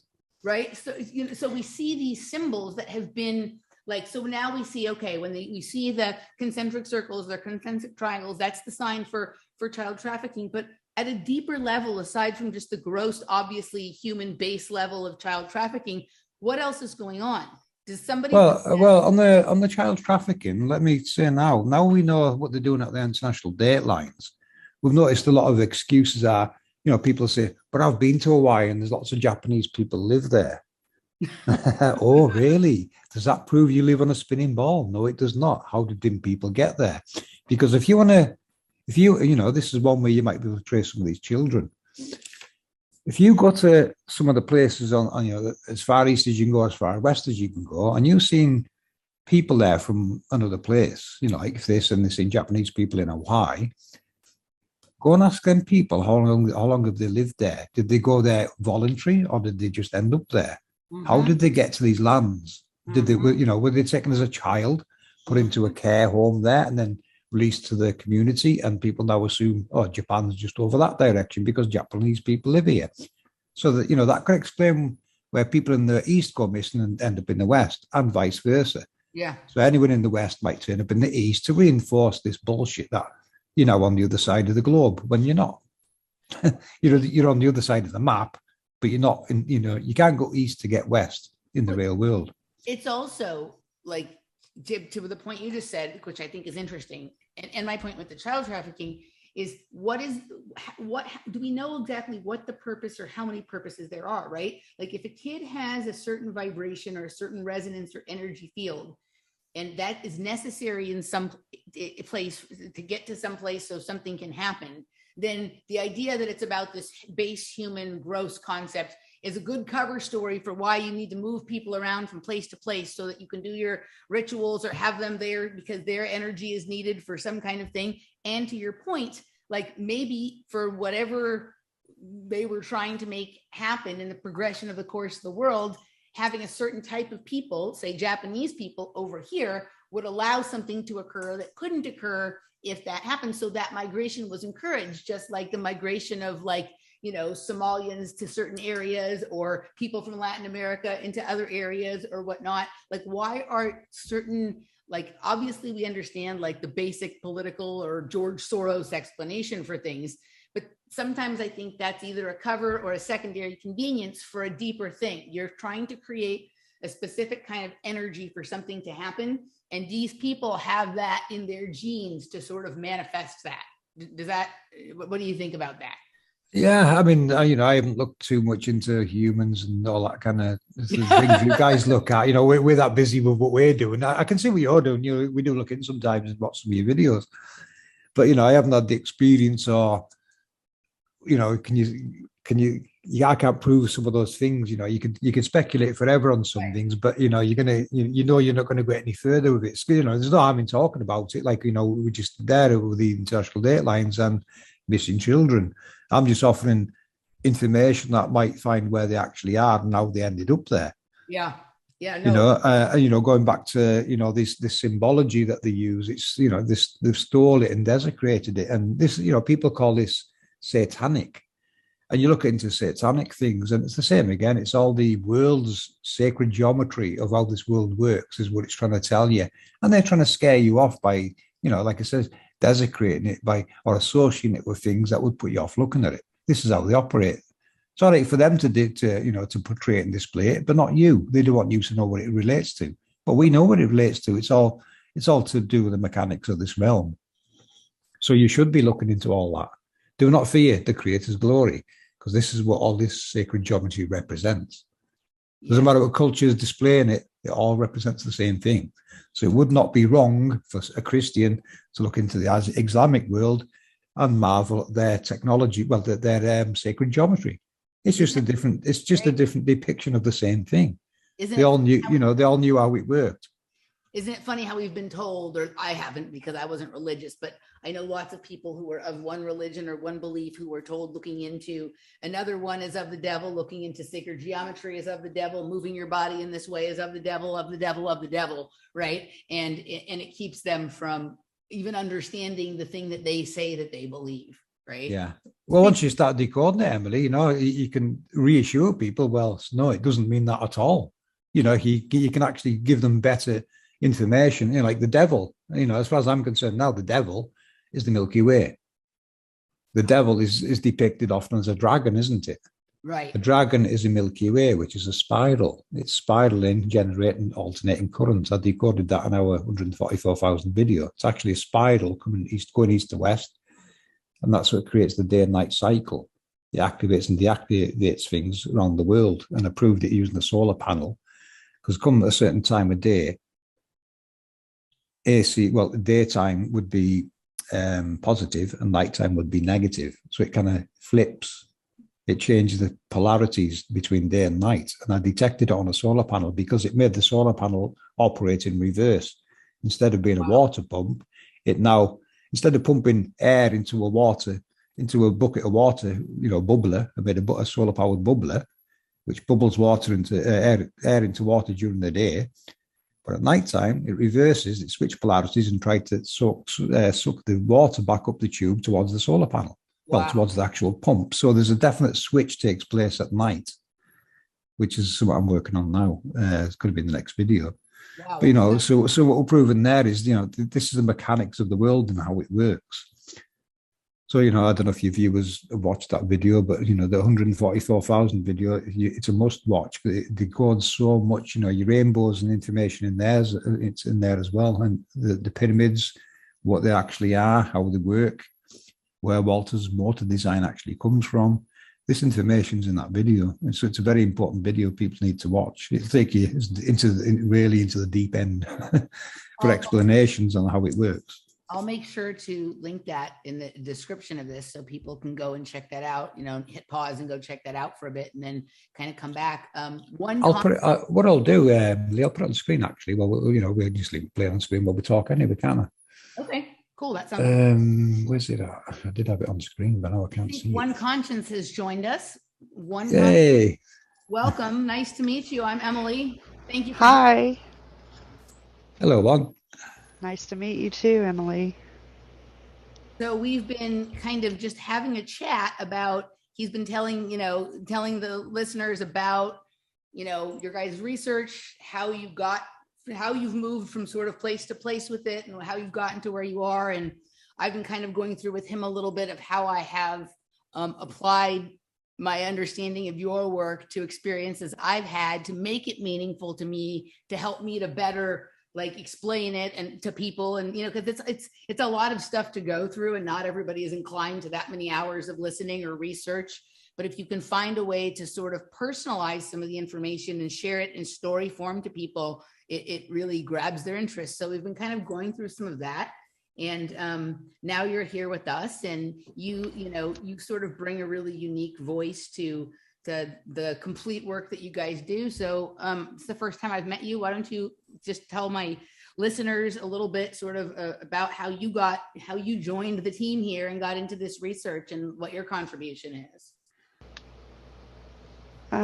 Okay, so, I met FPV first when he did his first live stream with Cat's Eyes, and I popped into the stream and it just grabbed me by my soul. That's the only way I can really describe it, because I just felt all the way through me that this was fact and that I had to be a part of this. And I asked him probably about 1,000 questions in the chat, and then we just started talking on Hangouts, and I told him that I was studying earthquakes, so he found that intriguing, and plotting them to show the movement of this stuff in the underworld. So that's kind of where I started. Since then, we have grown so much. So we, like you were saying, personalizing it. So we try to research all kinds of different subjects, because for each person, there's going to be that one thing that grabs their attention. Mm-hmm. And once it does grab their attention, they are going to want to delve deeper into the whys, the causes, which is what we try to give everyone, the causes of any of these effects that we see. So what I do is I try to go through science and facts that mainstream give us and basically tear them apart and put the APM take on them and decode them into what our electromagnetic realm is offering. That's my main. Yeah, I think one of the early, so the response you had the first time you saw the work was pretty much the same thing that I had, right? Like I watched for minutes and I'm like, wow, I'm seeing graphics and like, sort of the images that were being shown were things that have been part of like my own personal inner third eye vision in world for a long time. Right. And like, I didn't know, other than possibly my high, the two options for me were my highest self, like this part of myself that exists outside of time and understands all of this stuff, or like a really high tech, mind control program that is like beaming visions into my head. You're right. Like I didn't know which one it was, but they were very particular and they did have a very holistic, organic feel to them. So I was always kind of in love with them, whether right, like I always leaned more towards like, this is something myself is trying to tell myself about, right, and making it beautiful to do so. And when I saw the first video I ever watched, I saw some things that I'd only ever seen behind my eyelids before, right? So it grabbed me in that same way that you described. And then I think in one of the first videos that I watched, you were talking some about earthquakes. And I feel like, and I could be confusing it with a conversation I had with someone about that afterwards, or whether it was something you said, like you kind of were referencing, or there was some reference to like some of the work that Dutch Sense had done on earthquakes, and sort of like where it was good to a point and where it sort of stopped, and why it couldn't be gone any farther with, and whatnot. And I started listening to you and the way you sort of understood it, and the way you had to like overcome the fact that like even people who had informed your journey could only go so far, and if you were going to go any farther, you had to go on your own. And I remember just that was always in my mind, right, as I listened to you, that first story I really heard you tell. Yeah, because Dutch is really brilliant. He is. He figured out how to predict earthquakes. But that's the key factor, is these things are predictable and they will happen in the same spots over and over and over repeatedly. So that right there is a big eye catcher. But he has some flaws because he follows a globe model. So there's things that he tries to predict that never occur. They don't come to about because of the globe model and what he's saying would come from, say, Japan into America. Right. So, even back when they had that big tsunami and their huge earthquake, according to a globe model, that energy should have came over and hit America next. Right. But it didn't, because that's on the east side and we're on the west. Right. And that's where his basically his only flaw. Right. Recently he said that there was a couple things he didn't understand. And I even made a video trying to explain more and invited him for a chat. But, he is who he is and he does what he does. And he obviously didn't have any interest in that. So. Yeah, I mean, it made perfect sense to me the first time I heard you saying it. Like, the only times his predictions are wrong, they wouldn't be wrong if he just flattened the map out, because what he thought was going to occur here actually occurred over there where he thinks it's not, but it actually is. And I was like, oh, okay, it makes perfect sense. Like, yeah, exactly. If he's wrong, he's not actually wrong. He just is like got the location wrong because he's working with the wrong map. And so it was like, wow, that is.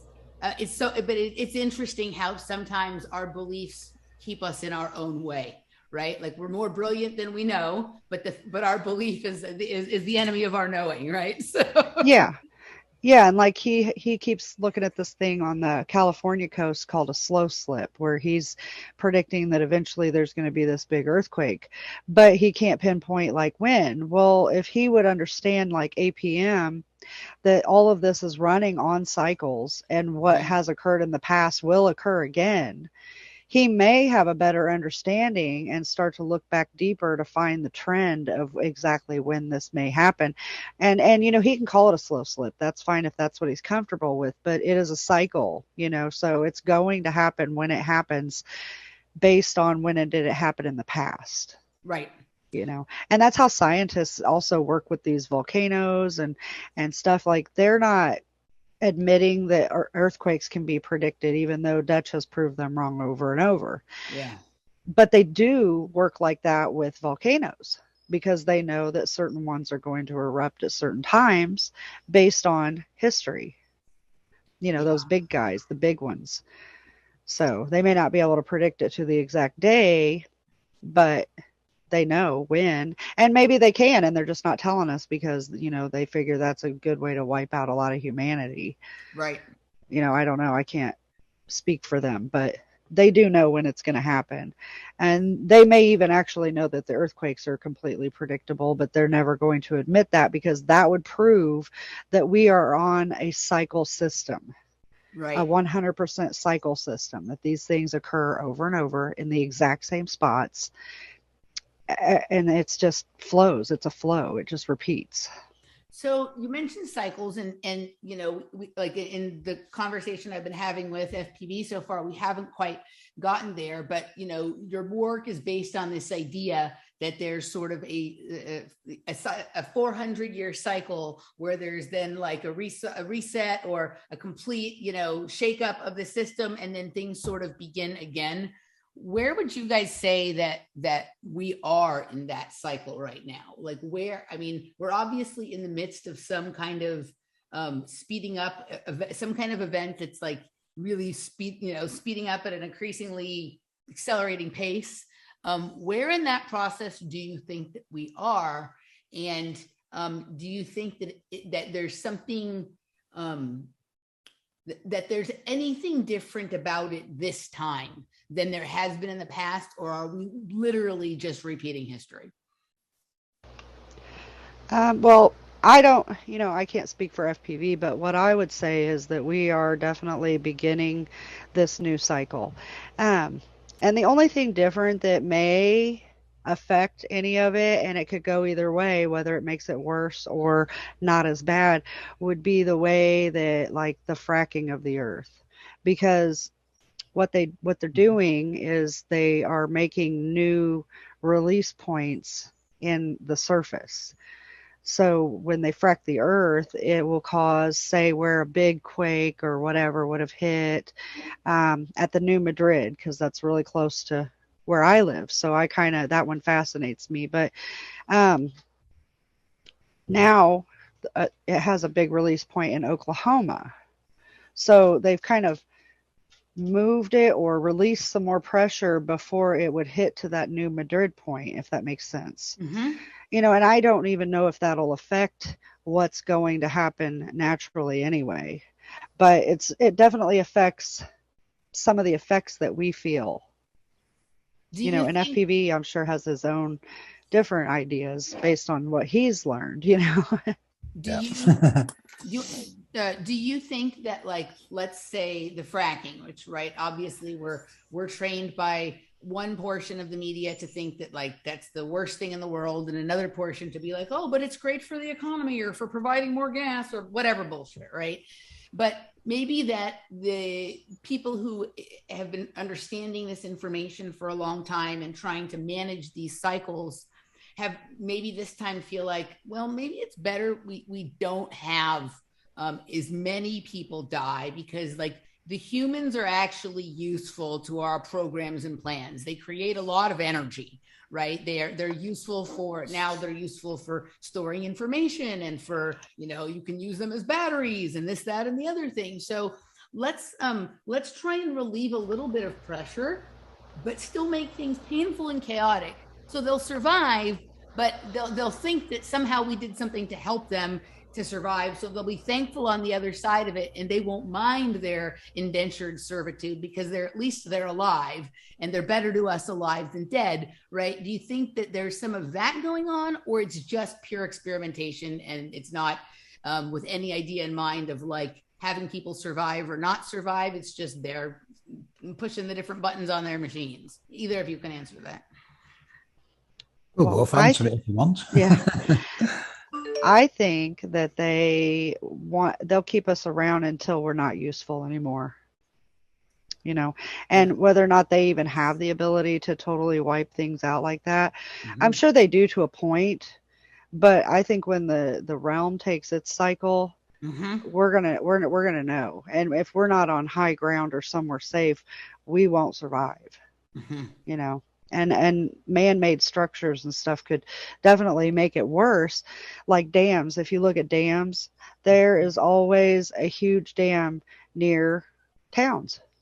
So when those things pop, break. Obviously, it's going to happen if a large earthquake or water starts to overflow, then it's going to wipe out all these towns around. It's going to wipe out a lot of people. My answer would be it's an extermination program because you're all potential witnesses and the world is waking up to what's really going on, like us, like what we're showing with our research. We've had to warn every member joining our team. This comes with an element of danger. He would be stupid not to think otherwise because these people aren't playing games. Right. So, what we're seeing is an extermination program of potential witnesses, and especially, flat Earth's come out 6 years ago. Well, it's always been out, but, it seemed to take off again 6 years ago, and more people look into it and you realize, the globe is nonsense. So, we've got the world waking up to what's really going on. There's people like us all working it out. You're all witnesses that they don't want around. If they're going to reset history, they're going to, what they're hoping for is a mass extinction event, which this realm can create by itself. They're just going to make it worse by tampering with food and water and all the rest of it, which is what they're doing. Same with the chemtrails. There's probably multiple layers behind chemtrails. Right. But what we can see they're doing with the chemtrails is they're interfering with the precipitation process, so it makes the angels not function as good as they should be, which kind of hides them a bit. This is exactly what it's designed to do.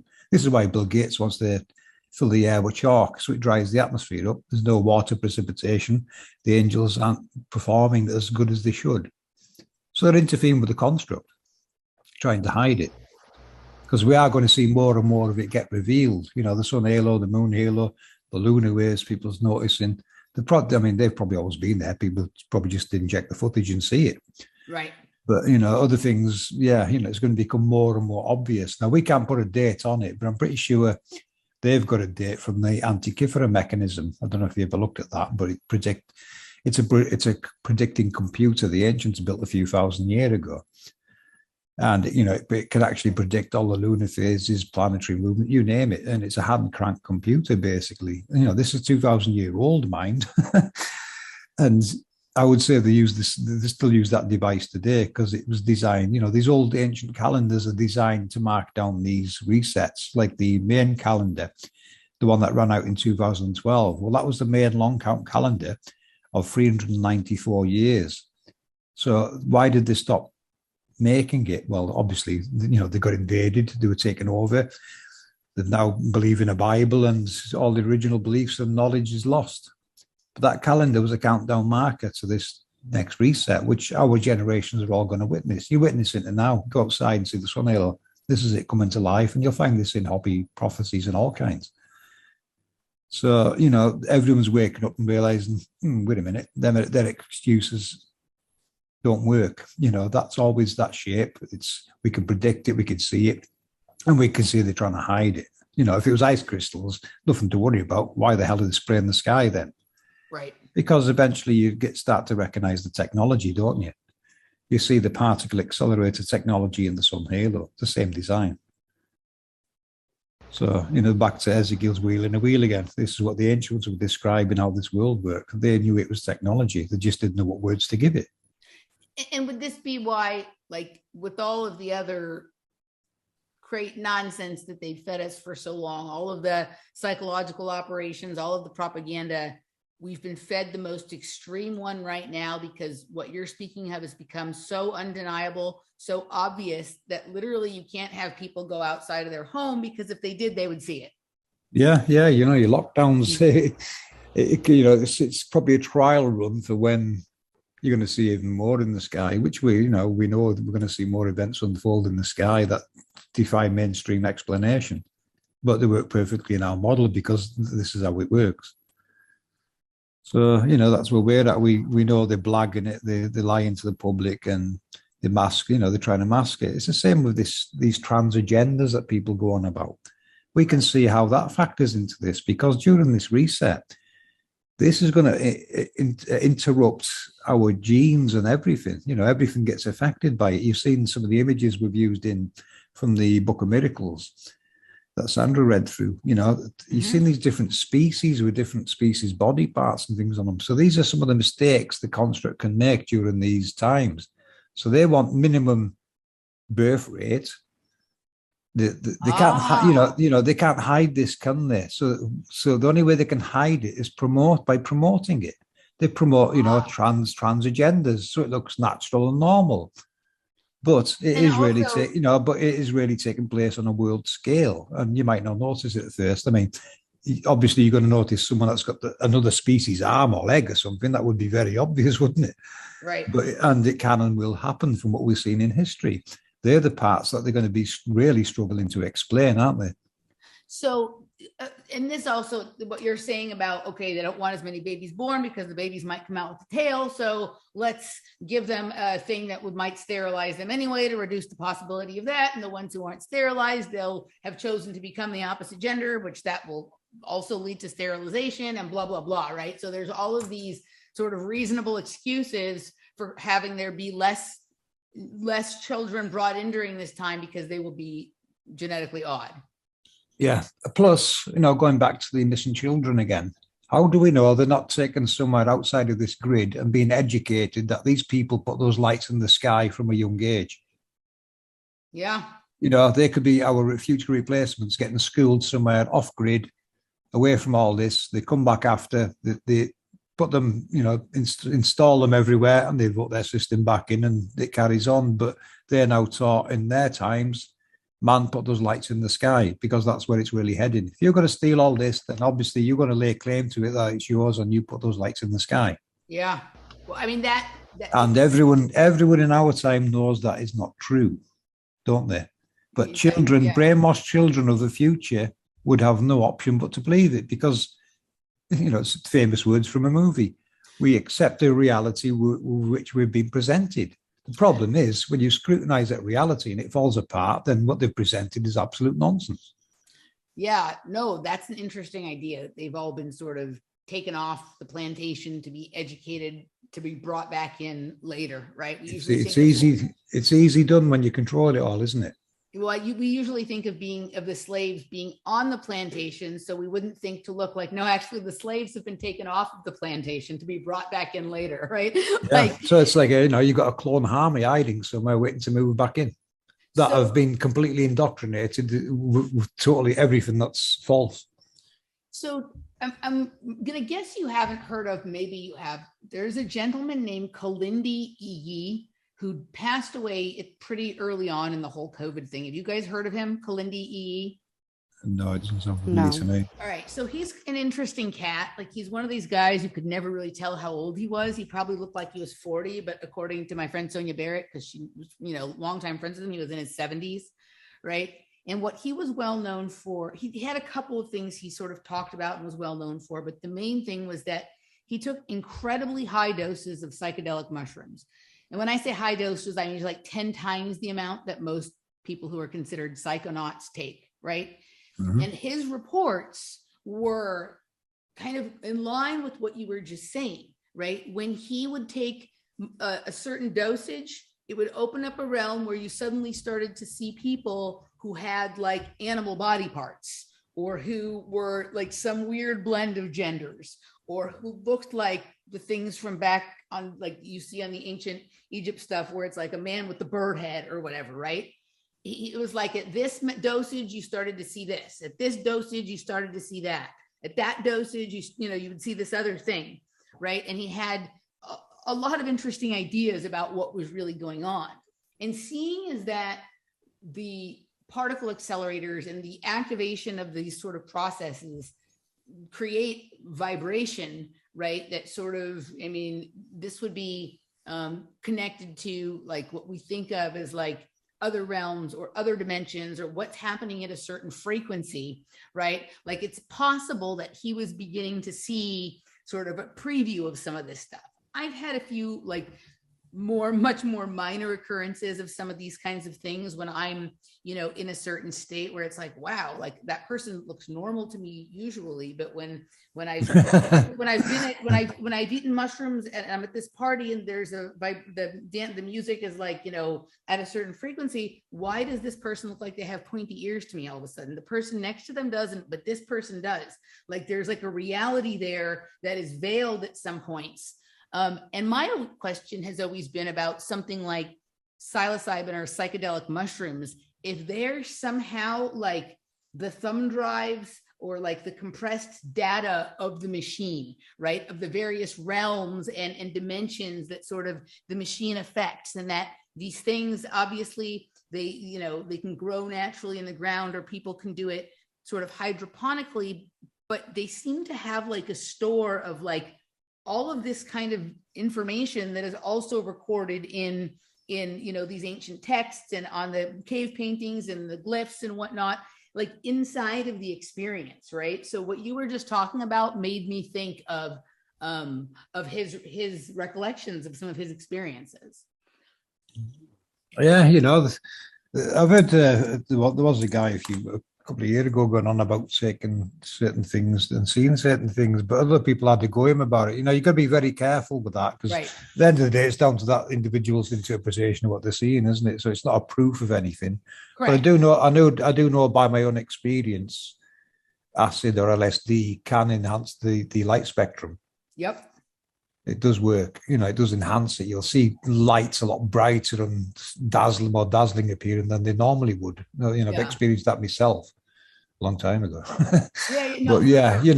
So I won't discount it, but it's not something we can use as a proof, because it does change from individual to individual. So it's hard to, I wouldn't use it as a real world evidence, but the way it enhances the light spectrum was very interesting.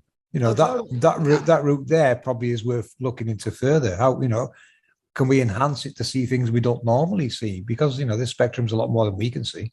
Well, my experience would definitely say so. That's my absolute favorite part of the psychedelic experience, is the colors I see, because they contain within them information that is not available in the regular light spectrum that we normally see. And this has emotion and like an emotion attached to it. When I see a certain color tone, right, there's a feeling that goes along with it, and almost like a way that my mind thinks that when I can't see that color anymore, it doesn't happen, right? So the way that the light looks, the light spectrum, and then the way that the sounds sound differently, I think are definitely due for some further exploration as to what they can tell us about our the realm and why this is. Like, why do we not normally see and hear these things? And why, when we do this, do we, and is that information important and applicable in other times, not just in that experience, right? Yeah. We have had people come into our stream and say the grid that we're presenting, they've seen it with their own eyes in the sky, being on certain types substances. We're saying the same thing what you're showing there. Now, I can't prove that. What a video, you couldn't prove it. Is their eye seeing it but the camera's not seeing it? There's a lot of things. How can we enhance? How can we get the equipment to see it? That's where we're at. How can we prove what's there using equipment of today's equipment like cameras? We probably need special lenses and all kinds of equipment. Things that you haven't heard of before. I'm pretty sure these people have got it and they're looking at it, but they're not going to give that to the public. So, these are routes we look down. How can we see more than what we're actually seeing here? How can we present it? That's what we're trying to do, find different ways of showing it to people, because it is there. Our research over the last 5 years shows it's there, it exists. So what you're saying, that has been my experience, right? Like I can look up in the sky under, when I'm on mushrooms, and you can just see way more stuff. My experience has generally been, and it's different depending on where you are. Like when I would do it in Los Angeles, you don't see much. You go out to Joshua Tree, oh my God, it's like, you're like, oh my God, there's like, whatever the things are up there, there's thousands of them. They're everywhere. Why doesn't anyone talk about this? How come nobody can see this? But what my experience has been is if it becomes obvious to me when I'm in the psychedelic state, but then if there's someone around who's not, but I can point to them and describe where I'm seeing what I'm seeing and what I'm actually seeing, if they sort of focus on it, oh my God, then they can see it. Like their brain wouldn't have picked it up if it wasn't pointed out to them, right? It's somehow like easier to detect when you're in that state, but I've been able to sort of give them an explanation of what I'm looking at. And then they're able to be like, oh, kind of like when you're little and you saw figures in the clouds, right? And the other person might not see it, but then when you sort of pointed to them where it was and explained the dimensions of what you were looking at, oh, then they can see it, right? But I agree with you. Like, there has, some of these places where like out near Joshua Tree is where they have some of these military bases, some of these big telescopes. And I'm sure that that's why they have them there, because it's the best place for viewing. And that, they can see it all the time or whatnot. But yeah, it is difficult, but someone just has to go look at that for themselves. And if some of the stuff, I'm not like a person who's that interested in like UFOs or anything like that, other than, it comes up in relation to other research I do. So all of a sudden I look up and they're everywhere. It's not like my mind wants to see that, right? The things that people have described as UFOs, I don't know that that is what they are, but things that seem to match what a lot of people have talked about for a long time that I mostly don't care about and don't think about are suddenly everywhere, right? It is a fascinating, a fascinating thing to experience. Any thoughts on what we've been talking about here? I mean, not so much. It just, the mushrooms will enhance, your vision. Yeah. I've seen little light particles all over the sky, whenever I've done that, which was quite a few years ago, but, and it just opens different parts of your brain to be more active than they normally are. And, why aren't they active? Well, probably the stuff they're feeding us and the water and, all this, because we have way more potential than what we're allowed to have, Yeah. So I think that the mushrooms definitely, they change something in your brain chemistry, like now they're using them for depression and mental illness to try to cure that. Right. And so it's changing your brain chemistry. It's kind of like balancing you out. It's making you reach more of your potential than what we are normally allowed to reach. Yeah, that's been my experience with them as well. Over the course of this conversation, there's like a couple of people's work that has popped to mind that were people that I've looked into over the course of my own journey for the last 20 plus years.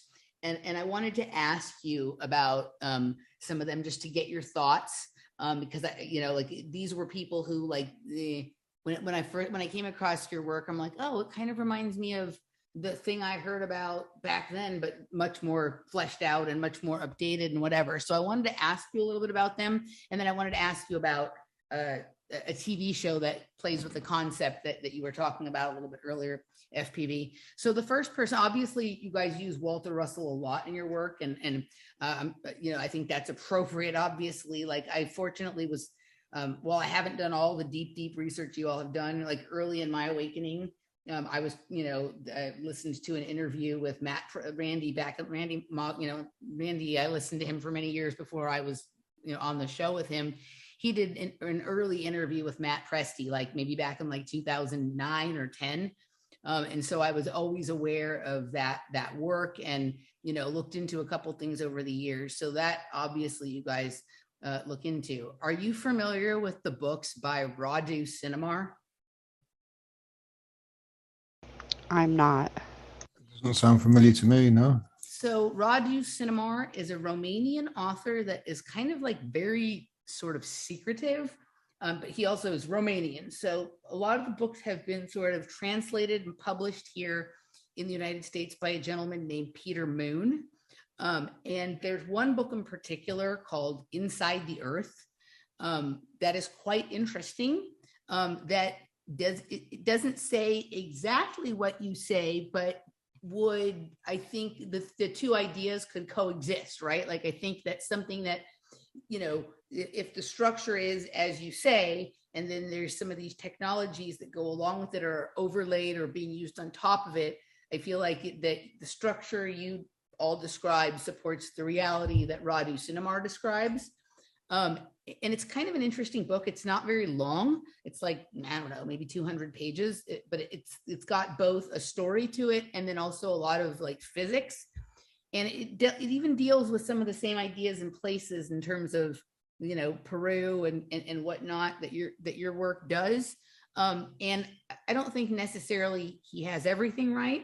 You know, there's a slant to everything, but there's some interesting ideas presented there. So I was just wondering if you had, and if you haven't, maybe to take a look, and I'd be open to hearing either, yes, this sort of goes along with things, or like, no, and here's why. So if that ever comes across your plate or you have time, I feel like there's some stuff there that is kind of interesting. And then there's another person who also I was turned on to by Randy years ago, and I enjoyed his material for a while, and then he became really dogmatic and just like not pleasant to listen to for me. And that man is James Horak. Do you know who he is? Nope, never heard of him. No, me neither. Okay, so James like was talking about what he called EMVs, which were like electromagnetic vehicles. Like, I think he was basically saying that the things people think of as UFOs are what he calls like EMVs, and how they're sort of piloted by consciousness, and they are related to these metallic structures that are inside the earth at certain points, right? He did not call them particle accelerators, but what he described, I suppose, could match up to some of that, right? And he had been, there's a guy named, I think, Norman Bergrand or something, who wrote a book about the ring makers of the rings of Saturn, or something about the ring makers of Saturn.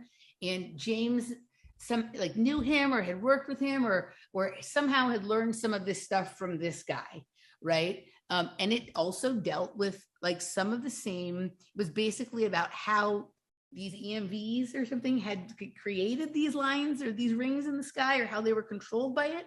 And so when you guys talk about some of the things you do, I'm like, wow, it kind of sounds like, you know, he maybe had a little different understanding, or not as much of an in-depth, and certainly hadn't fleshed out all of the whys and hows and the spirituality and the you know, ancient stuff about it. But he was kind of talking about the same thing, and he was around a lot in like that 2008, 9 to 2011, 12 period of time. And then he kind of fell off. He got a little preachy and political, and just became unpleasant to listen to, because it was kind of like, if you don't agree with everything I say, then you're bad and you're wrong. And that's I end up like that. Yeah, I mean, a lot of people always do that. You know, they come on our stream or comment somewhere, check such and such out, but we know we don't need to anymore, because we have got the map and model working.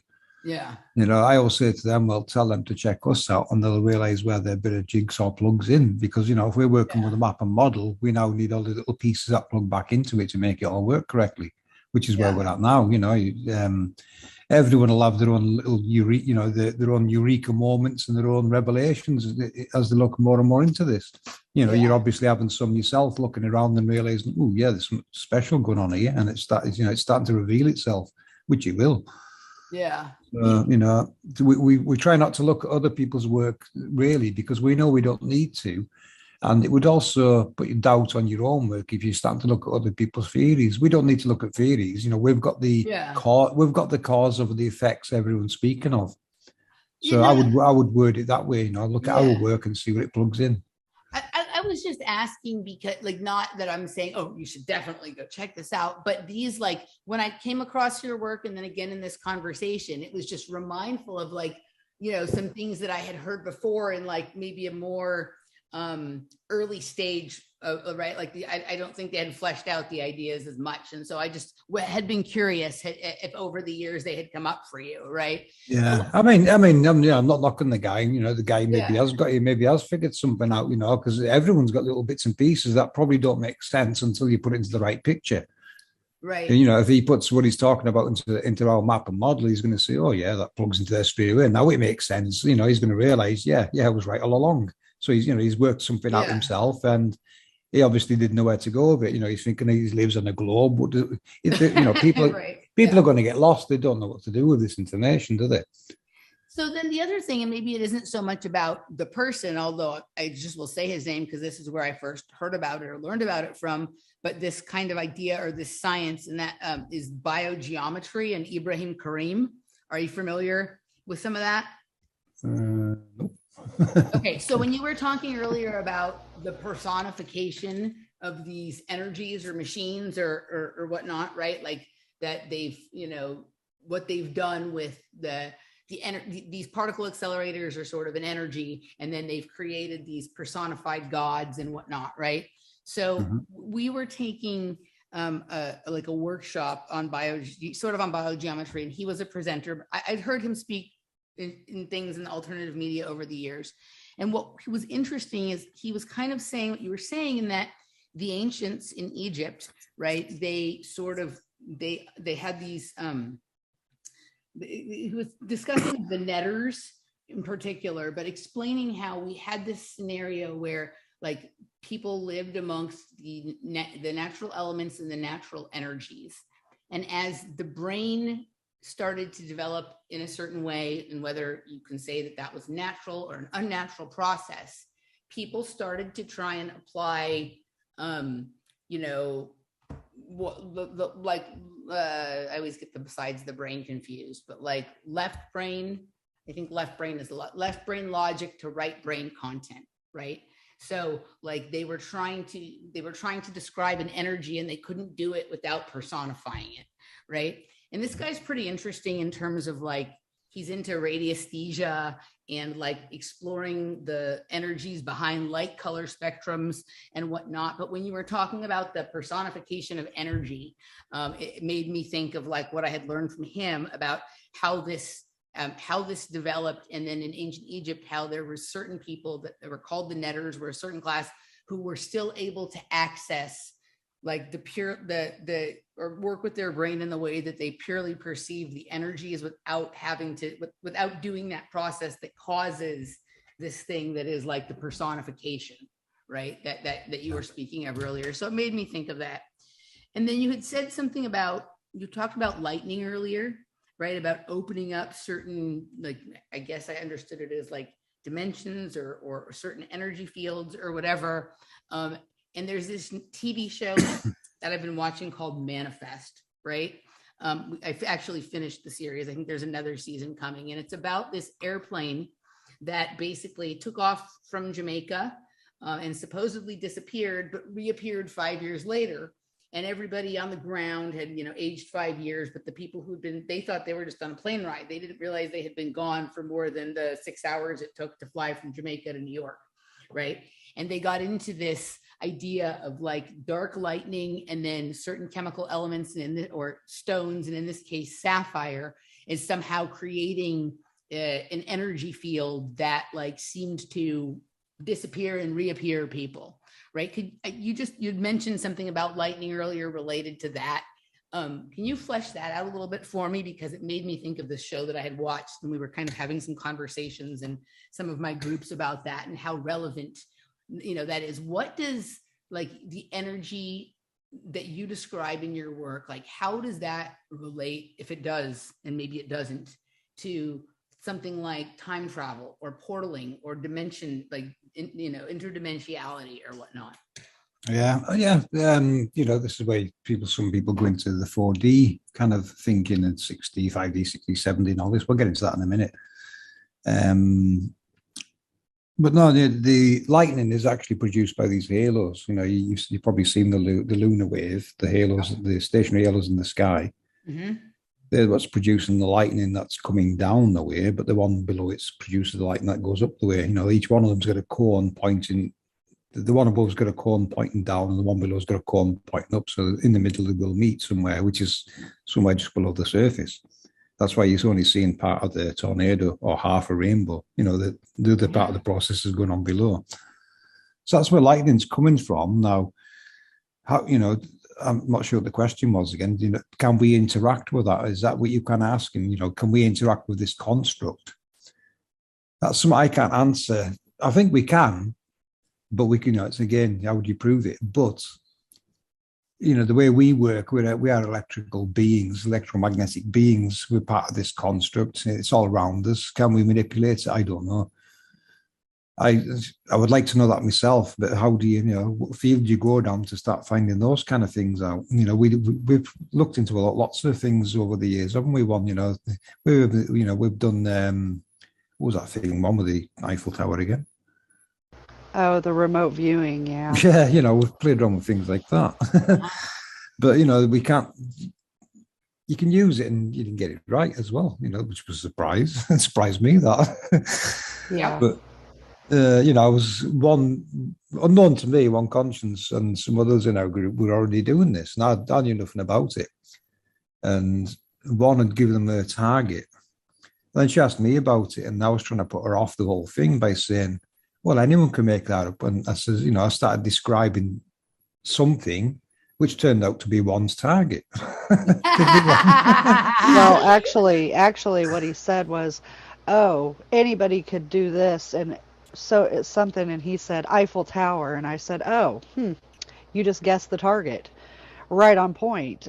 He was like, well, the way I described it was, I'm a tall structure made of steel. I'm in a foreign land that speaks a funny language. I was going through it that way and saying, this is how you could trick someone, right? But and then what it turns out, it was actually One Conscious's target she gave to other people I wasn't even aware of. Yeah, she tricked you. Well, actually, the remote viewing was quite successful, in my opinion, because not only that incident, but lots of others, and myself included, described places that there's no way we could know what they looked like at all. Yeah, no, I mean, but the difference being with this was, someone in the group had seen it, and we were explaining what they saw with their eyes. Whereas in the case of the construct, none of us has physically gone out there and seen it, so we can't give that as a target. I've tried that. We're trying to go beyond what the areas we know of, and we can't because we've never been there to show it or see it. So we're kind of restricted. To me, it works. Yeah, I wouldn't disagree with one. It does work. It surprised me how accurate some people were, but we're not seeing the outside of this because none of us have seen it physically with our eyes, and we can't project that across, for want of better wording. However it works, we can't get that image across or get people to explore beyond there to tell us what they see. Because even if they did, I see a lot of channels proclaiming to see things on Antarctica, but what they're describing is not the technology we're explaining. So, some of them probably make it up. So remote viewing is really interesting, right? It's something that I've looked into for a number of years. It's something that I have, in a certain sense, like instinctively done for all of my life. There's different techniques and different styles and different things it can be used for. But like, for example, I'll give you a couple of examples. When Jeff, my friend Jeff, who I do some shows with sometimes, when we went to this area of Chatsworth, I was telling you about earlier, a couple of years ago, right? We did by this point, I had already determined that there was something funny going on there and that it had affected me as a child. So we went back there just to basically do like an energy clearing session. And he does a practice that's called holofractal replay, which is sort of in some ways related to holographic kinetics, right? So we're there, and he was kind of using me as a sort of surrogate for the session, but my mind immediately starts to try and view what's under the ground. This was a couple of years back. It was before I was aware of your work, maybe even before you had that stuff going on the YouTube channel. It was, several years back. And during part of the session, I was like, dude, there's a particle accelerator under there. And I saw it and I described it to him, right? And then a couple of years later, when we went back, and that's when we discovered the information about the cave paintings that I showed you earlier. Of course, like the paintings showed almost exactly what I had seen, right? And so you can get pretty accurate descriptions sometimes by going and just standing on the land of a place, which obviously you can't go to every place you're interested in, but sometimes someone can go, right? So that's an interesting thing that happens. And then when I looked at your work, I recognized it from visions that I've had in my own mind, on my own back of my own eyelids, and that's a form of remote viewing too. And so when I found your work, it was verification for mine and mine for yours, because how is it that you don't know each other, right? And I didn't have any, I didn't know anything about half of the things you talk about. Some of the things I did, but why is it that I'm seeing the same things in my mind that you've spent hours creating graphs to describe? We've had that question asked to us. I couldn't tell you many times. It's the way a lot of people word it. How did you get inside my head? Take this out and put it into this map and model. Totally. I mean, it's really quite fascinating. And then the third thing is, just a few weeks back, my friend Robert Phoenix, who I do a lot of shows with, he had an event. And, I was doing a presentation at his event. So I was there and I participated in some of the activities. And one of them was a remote viewing exercise. And, I have some experience with that, although I would never say that I'm an expert remote viewer or that, I'm super proficient, but I've had a lot of, things come through that panned out.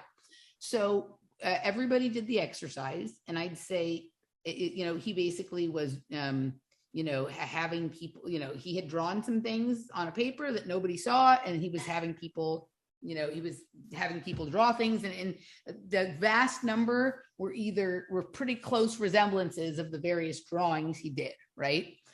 On one of mine, and so all mine were sort of in the neighborhood, except for one that didn't make any sense at all, right? But none of them were exact, although they were in the neighborhood. And actually, I can't remember the details of what it was, but one of the things I drew actually related to something from your guys' work, right? And when we were done with the exercise, I happened to check my phone and look at the YouTube, and you guys were just posting something that the image that was showing on the YouTube thumbnail was exactly what I had drawn, right? You just posted it during the time that we were doing the exercise. So that's interesting. And then the next day we went out to this survival course, right? And when we got to the survival course, the sign for the company that was doing it, their logo, if you took all of the pieces that I had drawn for the 5 different things he had made at targets and you put them together, it was the logo. Ooh, nicer. Right? So that doesn't surprise me, Emily. We know nothing about ourselves or what we're capable of, do we? We know absolutely nothing about this construct yet. We're scratching the surface, Once over a few years ago, my mind was closed to all these things that we're talking about currently. And I would try and keep it over this research as well, wouldn't I one? I says, we've got to keep it real. Yes. We've got to, we're working with a map and a model, which is, very important. And this, the topic itself and what's going on and how they've hit it. That's very important and very special. So we've got to be careful what we attach to that. But since them days, it doesn't worry me anymore looking into all these other avenues because they have to be explored. We can't get, we might never get all the answers, but it doesn't mean you can't explore them because we know nothing. Yeah. So maybe the last couple of things I wanted to ask you about here is, I did see you guys had left some comments in the last video I did, and I know that you FPV for sure, and I haven't spoken with you before so I don't know, have watched some of my stuff, over the last year or two or a couple of years, and I know Sandra does. And I'm honored that you watch. I love when people who I appreciate their work enjoy mine as well. But also I would like to know, as I continue with this, because I'm pretty fixated on exploring my local reality here, both on a physical and metaphysical and conscious level and whatnot. And is there anything that I'm getting wrong or anything that I should consider in the way that I'm sort of applying the knowledge that might be advice, or just, or is it just continue doing it the way I'm doing it because it's unique to me and interesting? But I'm just curious, as when you look at the things that I've said and the way I've applied it, how's it going? Oh, perfect. The way you worded it in that one that we used on the video I uploaded.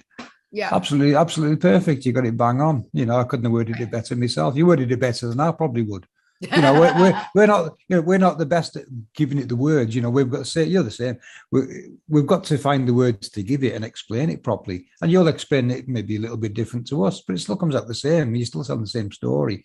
You'll probably word it, Americanize it, or put your own little take on it, but it's still the same thing.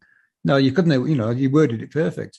And the same with your last video, there's a couple of things you probably need a little bit of work on, but I wouldn't worry about that. You've gone down the right avenue. There's something there, and there's something tangible you can experiment with and find locally to yourself. And if we can help to accelerate that, we'll help you accelerate. So yeah, people have accused me of being a particle accelerator, with all of the energy and the nonstop talking and moving and all of that kind of stuff. So did you have something to add, one? No, I think you do a really good job explaining it also. I think that,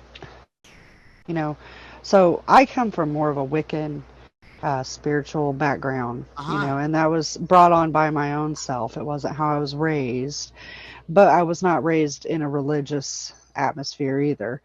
But I think the best way that we could attempt to communicate with whatever it is, like under the surface, would be maybe go out to these spots and kind of exchange energies in a way. I think that's the only way I could think of in my mind that we could even attempt communication. Yeah. I'm sure if there's another way, I don't know. I mean, we can't go down under the ground and, so talk I agree with you. And that's part of the reason why unless I absolutely can't because of scheduling or weather, I go out. There's this trail right out in front around the lake, around the river. It's a river that's dammed into a lake, right? And I go out there and I sort of like almost pretend like the loop is a circular particle accelerator. And I don't go the same direction or the same amount of distance every day, but I'm out there like, exchanging energy with it, leaving my sweat, right? Running on it, feeling what it feels like, letting it feel me, observing the way the people are behaving, observing the artwork that pops up around it, observing. And I think you're right? Like there is a point sometimes where like I'll be focused in on an area for quite a while. And then on a certain day, the area decides, okay, we trust you now, we're going to let you see. Right? Yeah. So, is that what you're talking about? Yeah, that, all around us. And also when we do locate these special locations, like where our rainbows are, or where we can find the magnetics to show us the boundary, maybe sitting in that spot also, or walking it, or whatever it is that we want to do to try to have a communication with the energy flows. That's the only thing I could think of that would make it. Are we even thinking and speaking in the correct language anymore? Because languages have changed. Every reset of languages get changed. That's probably why there's so many world languages that are different now. We start all over again basically every 400 years.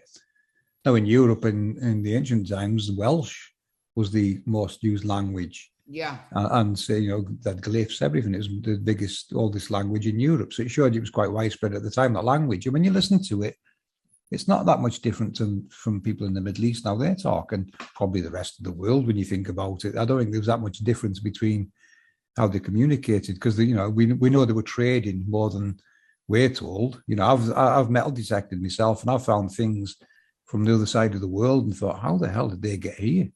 So clearly, there was trade routes and all kinds going on. So we were more civilized and advanced than mainstream are letting on. That's what it's telling me. So, and you can see it in the sacred geometry. It's all there. They were smart people, the ancients, and they're very good teachers as well.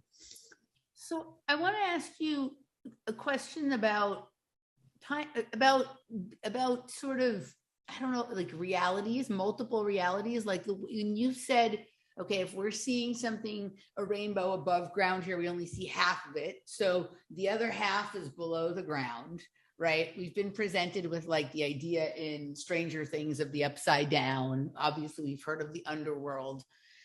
I've been obsessed with taking these pictures of on certain days when there's a certain energy and it's hard to explain, but like in Los Angeles, we'd call it earthquake weather, right? Like there's this odd feeling and odd stillness.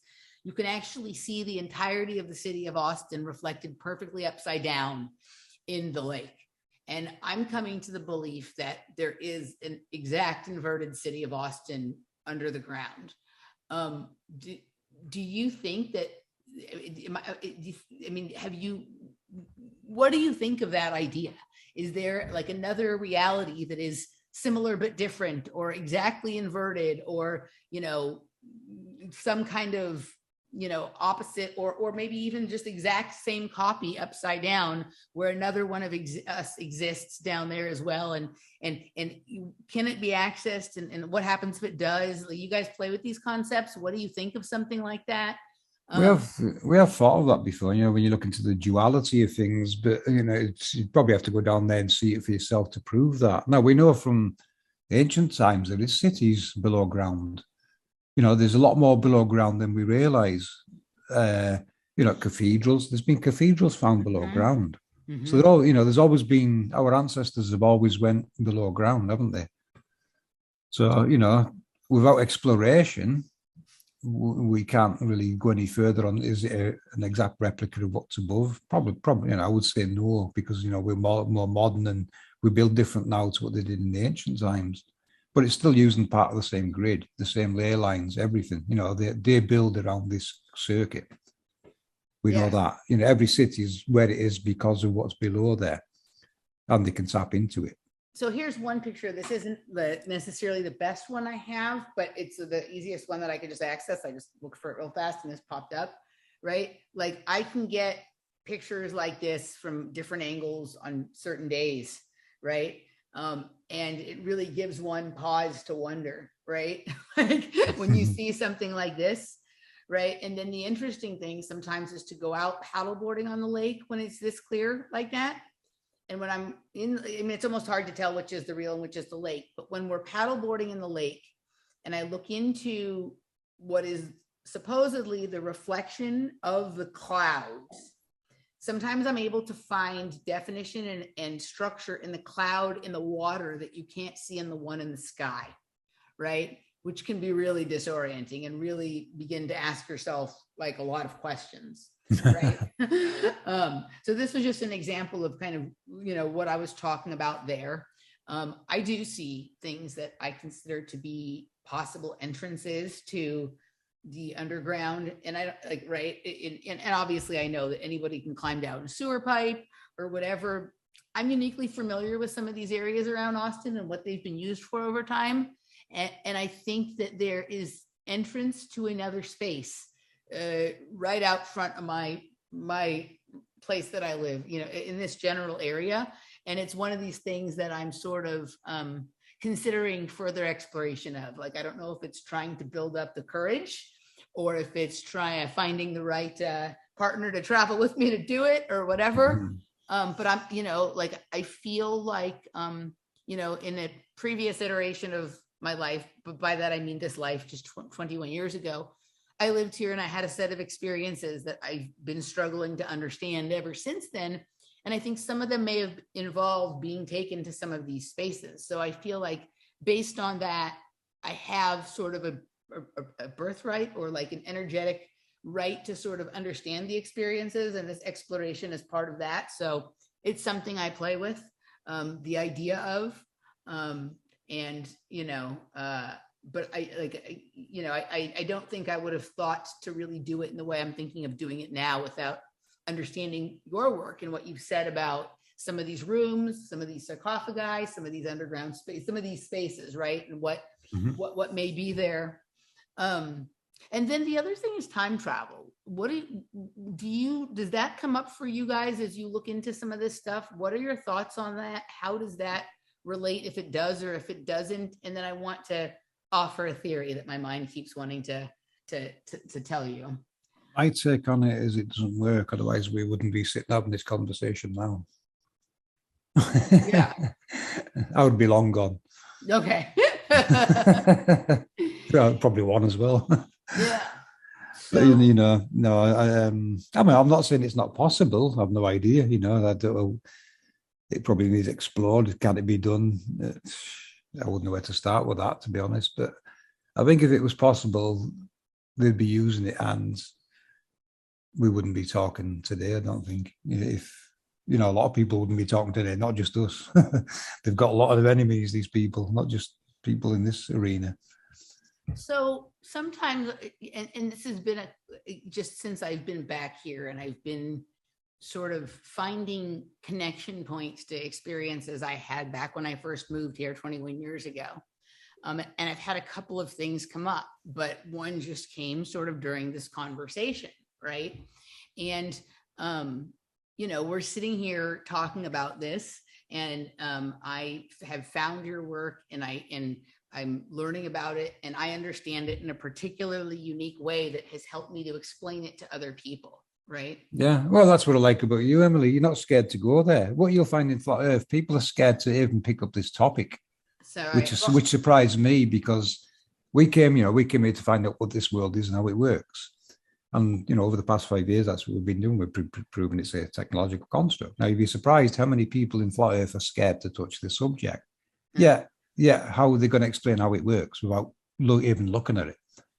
All right. Well, I'm really going to go what we can prove is technology, can't we? We've seen the halos in the heavens.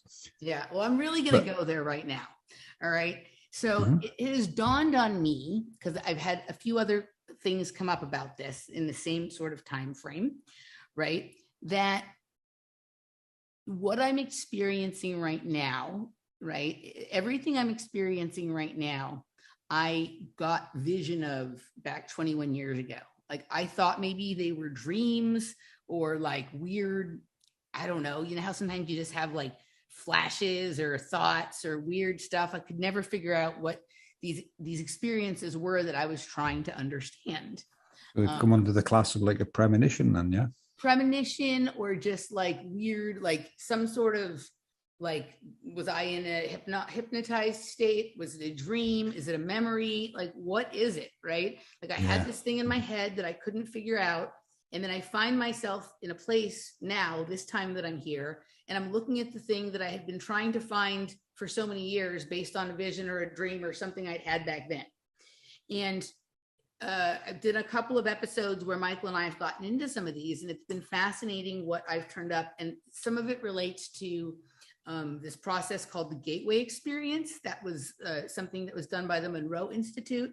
And it's basically it has to do with remote viewing and astral travel and being able to move forward and backwards in time. And there is a level of the program called Gateway 21 that is about basically traveling what seems to be maybe 20, a certain number of years into the future, maybe 21, and like looking around and then doing recognizance and then bringing that information back, right? And so if I was in a project or a program that employed this technique, right, then some of the things that I've been talking about now, right, like if I had first access to them then, like I was coming in and exploring what my life would be in 21 years and then going back and reporting on that, right? And I didn't understand what was really happening, because that's how these projects and programs work. Like the same understanding that I've demonstrated that I'm helping the people who are trying to understand your material and listening to my shows, like the way I'm sort of able to condense it or compress it and explain it in a way that more people can understand or whatnot. Like maybe it's this conversation that I reported on back in the past that's informed some of what's going on around here right now, right? That there's this, ability for some people to, and one, you might understand this based on the Wiccan tendencies that you've claimed, right? To sort of move forward and backward in time to sort of gather information. And if you're doing that for yourself, it's one thing, but if it's something that's happening to somebody, a kid that's in a program or a project or being used for a certain something, and it's outside of their complete awareness, I'm sure you're familiar with these abilities. Sometimes I find myself smack dab living in the middle of the thing I saw 21 years ago. When I'm thinking about this conversation and like another show I did with Nish and Michael Wachter, where like the conversation became something that I had a foggy memory of years before that, right? And it's like, it seems like it's reverse in time. And the thing that could explain that would only be, the kind of remote viewing that travels back and forth in time or actual time travel itself. So that's just what my brain is wanting to do with some of this today. Valid or not, I've also been accused of, ridiculous fantasies, but I enjoy them. And so, so I don't know. Yeah. So what do you think? Yeah, I think, for the time travel thing, I don't know if it's physically possible for our body to be transported to another time and us walk around and touch stuff. Now, our energy and our minds to go forward and see what the future may hold, I think could be possible Mm-hmm. because we have way more potential than what we know in Mm-hmm. our minds. And did we already lay out our life map, Mm-hmm. when we were in our spirit form? Those are all questions that we can't answer, but I believe to be true. I believe that when we're in our spirit form that we can lay out our lives, our challenges, our defeats and our wins. So therefore somewhere in our DNA or our mind, we would know already what's going to happen. Mm-hmm. And then can we tap into that? Yeah, I think in certain states we can, Yeah. you know, but I don't really think that it's possible for somebody to get into a machine and travel forward in time with their full physical body. That would probably kill us, kill Yeah. our body. But I think that our energy can see into the future. That's like how people do tarot card readings, they Right. have premonitions, and all of that stuff is recorded. People can record that these things have happened to them, um, stuff like that. So, That's what I think. I mean, that experience when like you return to some place where like something wonderful or something terrible happened and you can like feel that same energy that you felt like the time it happened, right? Yeah, yeah, So if you can do that backwards, like if every time you go to the place where you had the terrible fight with your boyfriend that led to the breakup, if every time you pass that place you sort of feel that energy again, why wouldn't you also be able to, why wouldn't that go the other way forward as well? Right. So like when you're yeah, standing in some place, why wouldn't you be able to sort of see out or project what your future like experience at that spot might be? Right. That makes yeah, sense. yeah, that makes sense. I mean, it does to me, Yeah. may not to everybody, but I think that, yeah, that we know more than we know. If that makes sense. The Like thing, the we thing, good. No, I was just what I said. I mean, we know somewhere in our minds or, our DNA, the past and the future. I think that we hold a lot more than what we think we do, especially with our DNA in the past. Why wouldn't we know these things? We have the DNA of all of our ancestors in our bodies. Yep. They call it junk DNA, but what happens if it's activated? Same with our mind. Why couldn't we see what's going to happen in the future if we Yeah. tap into those parts of the brain that are shut down most of the time? Yeah. I agree with you. I mean, I think they probably do try to send people with machines or technologies into the future, and I think it probably doesn't go pretty well. We saw it if you guys watch that show, The Man in the High Castle, right? Like almost everybody who they tried to move to the other realities, didn't make it, right? But there was like a metaphysical way to do it. I've always thought if there is a time travel device, it is the DNA, right? Like it's more of like an internal time travel, right? Like it's like a going inwards kind of time travel. And I think that might be one of the reasons why they're so hell bent on fucking with the DNA, right? And the RNA and whatever, right? Is to hide, either to remove that ability or to hijack it or to like tag a passenger on so that everything can be surveilled in a different way if it's happening.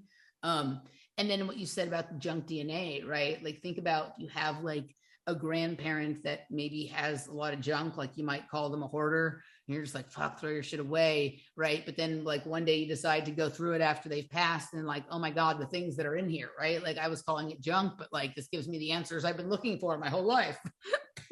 Yeah. Right? Yeah. Well, there's also the thing with the vaccinations, isn't there? Everyone got vaccinated at school. What did it actually do? What was in it? Yeah. I don't believe what they say was in it anymore. Yeah. So you say, what have they disabled something in our bodies from working? We have no idea what's going on, have we? Absolutely no idea what's going on, apart from we know we're being harmed and they're hiding this construct. Yeah. Yeah. Yeah, I agree with that too, because when we're kids, it seems like we have a lot more know Mm-hmm. in us. And then, we get vaccinated, which most people did get vaccinated. And, so a lot of that starts to shut down. Yeah. Yeah. I mean, and now they want to do it younger and younger and more, right? Like there was a time when it was like very few and spread out, right? And now it's like as many as possible, like before they even leave the hospital. And I mean, I think the amount that my like 7-year-old nephew has had, is like far exceeds any, like, I mean, I stopped at a certain point once I realized what was going on doing any of that stuff. But before that, you did the ones when you were younger and then when you traveled internationally, right? So he had more the first year or two of his life than I had in my, entire life, right? And it's just more and more and more. And, the other thing, did you guys ever have these things when you were like in elementary school where they had you, and the story was so you could see the plaque on your teeth, but like put some red tablet in your mouth and swish it with water. Do you guys remember this? And then No. it made these like, so a couple people that I've talked to remember this kind of experience or experiment in elementary school, right? About these weird red tablets and then complete loss of time, right? And then, from there forward, maybe like more just not feeling so constrained by the school experience, or not feeling so much the need to ask why and like what was really in the tablet, dude. Right? Right. I mean, that would make sense. Yeah. What are they doing? Yeah. Yeah, I think school is a weird thing, right? Like we just accept it. We just accept that like this is a normal thing. You become 5 years old, you go to kindergarten. Before that, you may have gone to preschool, and after that, you do all these years of school and whatnot. But what would have happened to us if we didn't go to school? Like everyone's like, oh, you would be stupid, you wouldn't know anything, you couldn't get a job, da da da. Like I'd say that most people these days are stupid, don't know anything, can't get a job, right? So it's like Right. I'm being, I'm being a little exaggerative, but it's like, we have we have nothing to measure that against, right? The only people that we know that don't do those things are people that live like in an entirely different kind of reality than we do, that we don't understand. So we can't even judge if they're intelligent or not. Right. And I think that the kids that so kids that seem to ask more questions and think more for themselves, they seem to be the ones that really hate school. That they just despise going there, and they think it's very boring. And the kids that tend to be more brainwashed from a young age by their parents and not really thought to think for themselves, they don't mind it so much. Yeah. But it does not make that child stupid. It actually makes them more intelligent because they're willing to look into things for themselves as to why do things happen. And the only reason that they may not be able to get a job is society. It doesn't mean that they can't learn things and be self-educated. I graduated high school. I have a high school diploma. I didn't go to college, but I've self-educated myself on many, many subjects. Especially since starting this research. I've learned things that I should have PhDs for, Right. if I went to college. Yeah. But, it just, I don't know where I was going with that. I'm the only person in my family that doesn't have a PhD, right? I did not graduate from college. I probably have had enough units, but I never did them in like one discipline because I was scattered all over the place trying to find something desperately that might interest me so I could do the thing that everyone told me I was supposed to do, but it didn't really work. But it's like I'm the black sheep of the family. Like, I don't understand what's going on with Emily over there. She has all these crazy ideas and blah, blah, blah, blah, right? But, and my sister is a professor at a university. And so they understand that world, right? But, I've produced as much or more original material than my sister has, as much analytical material, but for some reason it doesn't count, right? I've spent as many hours poring over documents and going through stuff and whatnot, but that's fine for me. Like I'm not prisoned to a certain sort of structure of reality that she is, right? She's in a certain prison. She's, that maybe she doesn't even recognize, but totally. Like, I think all of us on some level, I don't know if I want a PhD, but if there was one that wasn't a mind control one, we all deserve one several times over. Well, there's nothing, Yeah. the good news is there's nothing at school can even prepare you for this, let alone help you decode it, really. All you need to work with this really is to be able to read and write and have some discernment. Yeah. That's all you need in life. Everything else is just nonsense, you know. Reading, like the 3 R's, as they used to call it, reading, writing, arithmetic. Just get, that's all you need. Them three, some discernment, you'll get by fine in life.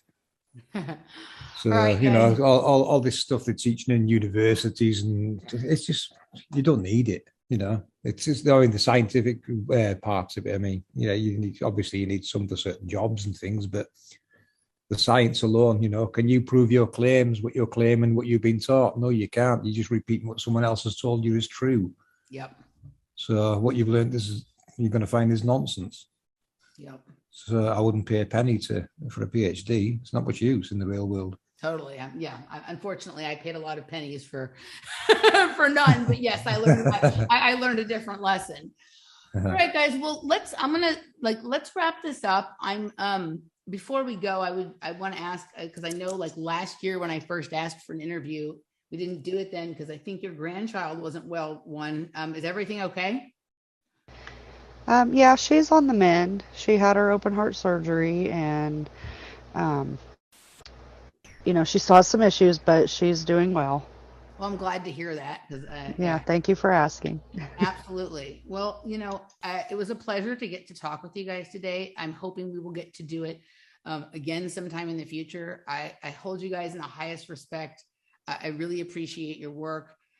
It's helping me understand my own journey, my own reality and whatnot. So from the bottom of my heart and my spirit and my soul, thank you. And before we go, is there anything else you want to say to people? I would say we're probably the best advisors you're ever going to come across when it comes to this construct and how it works. So use that wisely and ask the right questions. Awesome. Anything from you? I guess just keep an open mind, when you're learning things. Don't walk into it closed-minded.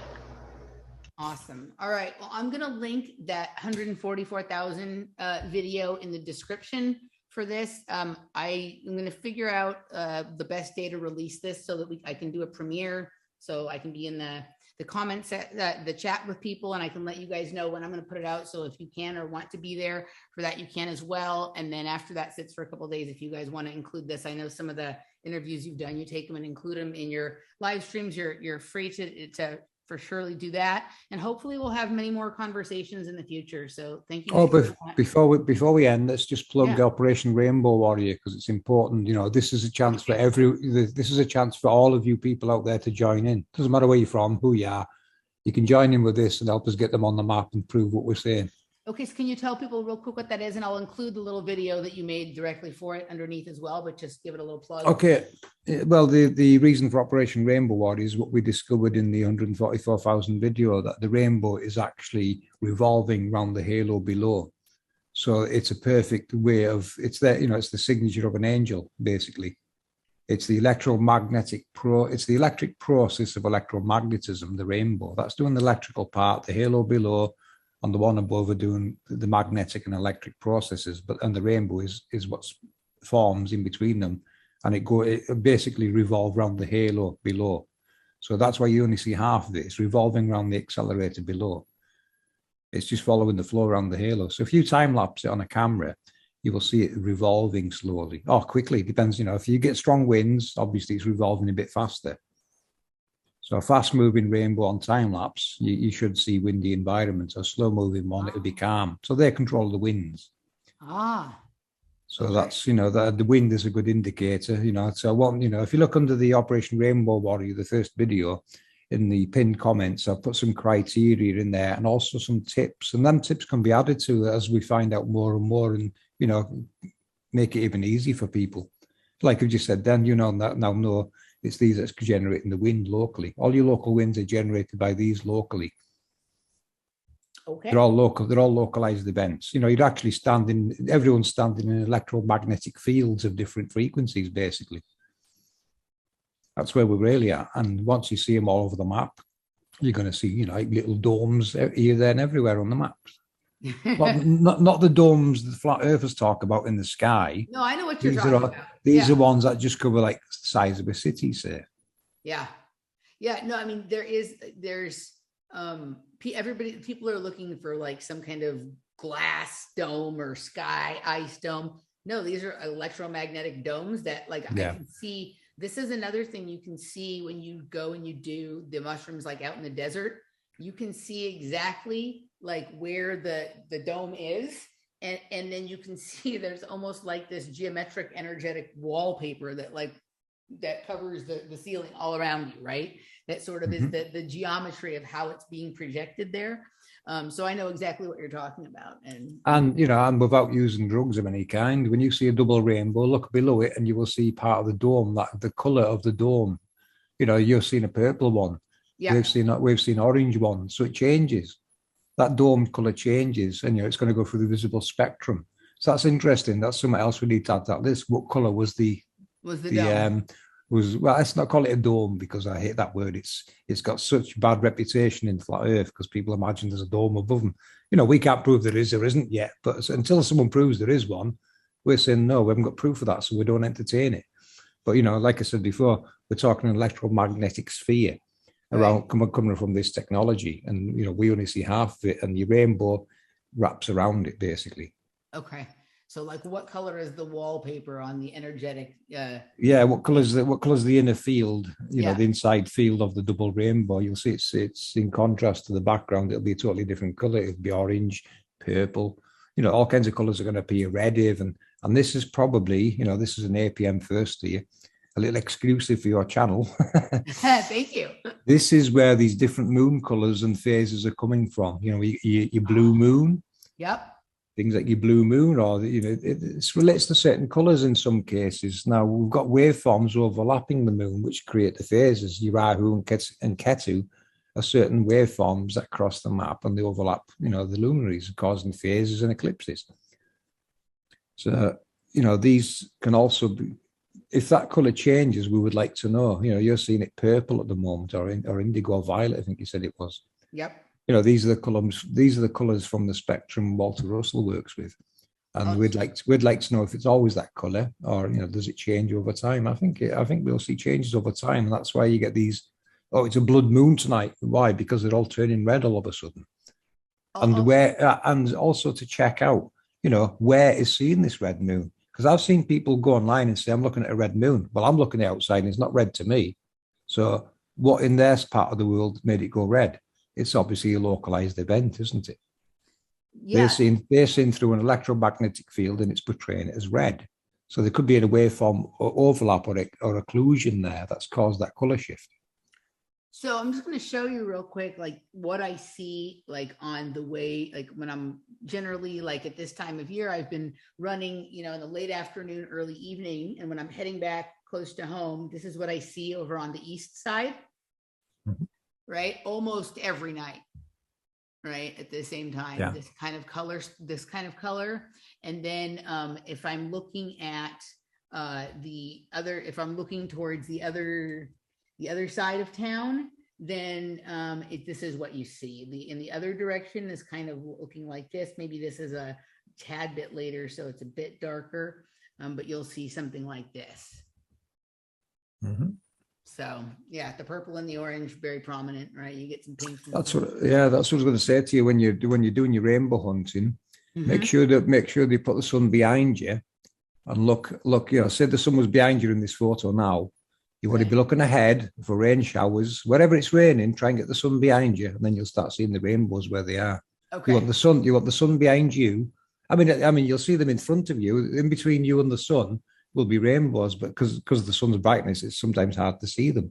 But if you turn the other way, put your back to the sun, and just look off into the distance at any rain showers. So if it's raining there where that places you want to check, try and go to an advantage point where you're looking down on the place, you know, from a height. Okay. With the sun behind you, and see if you detect the rainbows. You know, take a camera and time lapse it, and you'll be able to see it revolving. They just revolve where they live. You know, they basically live there permanently. All right, guys. Well, thank you very much, and to the listeners, thank you for tuning in. I hope you found this interesting and enlightening, and I couldn't urge you more to go check out their work. There are, at this point, are literally hundreds of thousands of hours of content, and they're streaming almost all the time. So even if you just have like 10 or 15 minutes, pop in, see what they're doing, you'll learn something. They have it sort of separated out into digestible chunks, even though they sort of stream them all back to back. You can catch one little segment one time, another segment another time. And also there's beautiful videos and photographs and graphics and people hanging out in the chat room who are funny and interesting. So, you know, whatever you kind of go there for, you're going to have an enjoyable experience. So thanks so much for your work, guys. Thank you for joining us.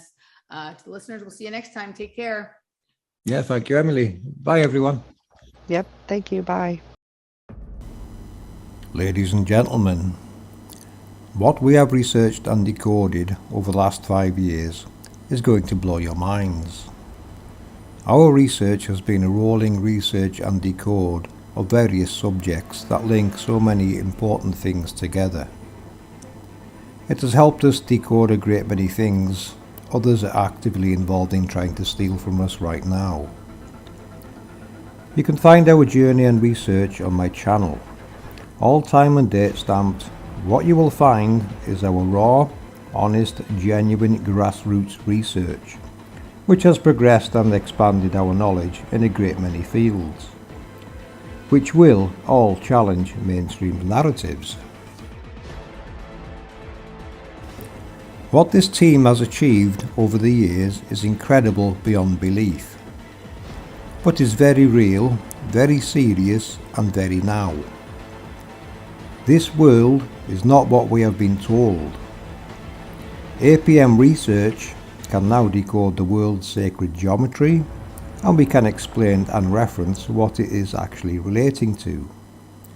This amazing technological construct of which the blueprints are everywhere when decoded correctly.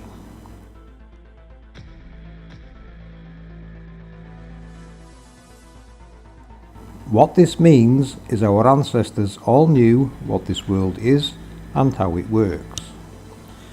Over time and resets, this knowledge has been lost, stolen, reworded, and even destroyed in wars. The indoctrination and forcing of religious beliefs has replaced reality, because now people no longer see or know what the Creator's glory actually is, this technological construct. This is the reality we find ourselves in. Reality is not a religion that has a man-made divide. We see and recognize the Creator's glory in all cultures' depictions, and we are going to help you remember what it all relates to. This knowledge belongs to every human being. It is yours. Ladies and gentlemen, this world is technologically driven, as our research keeps proving. The science of Walter Russell really is the science of the angels.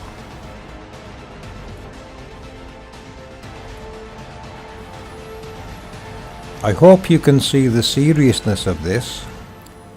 The future of the human race lies in your awakening.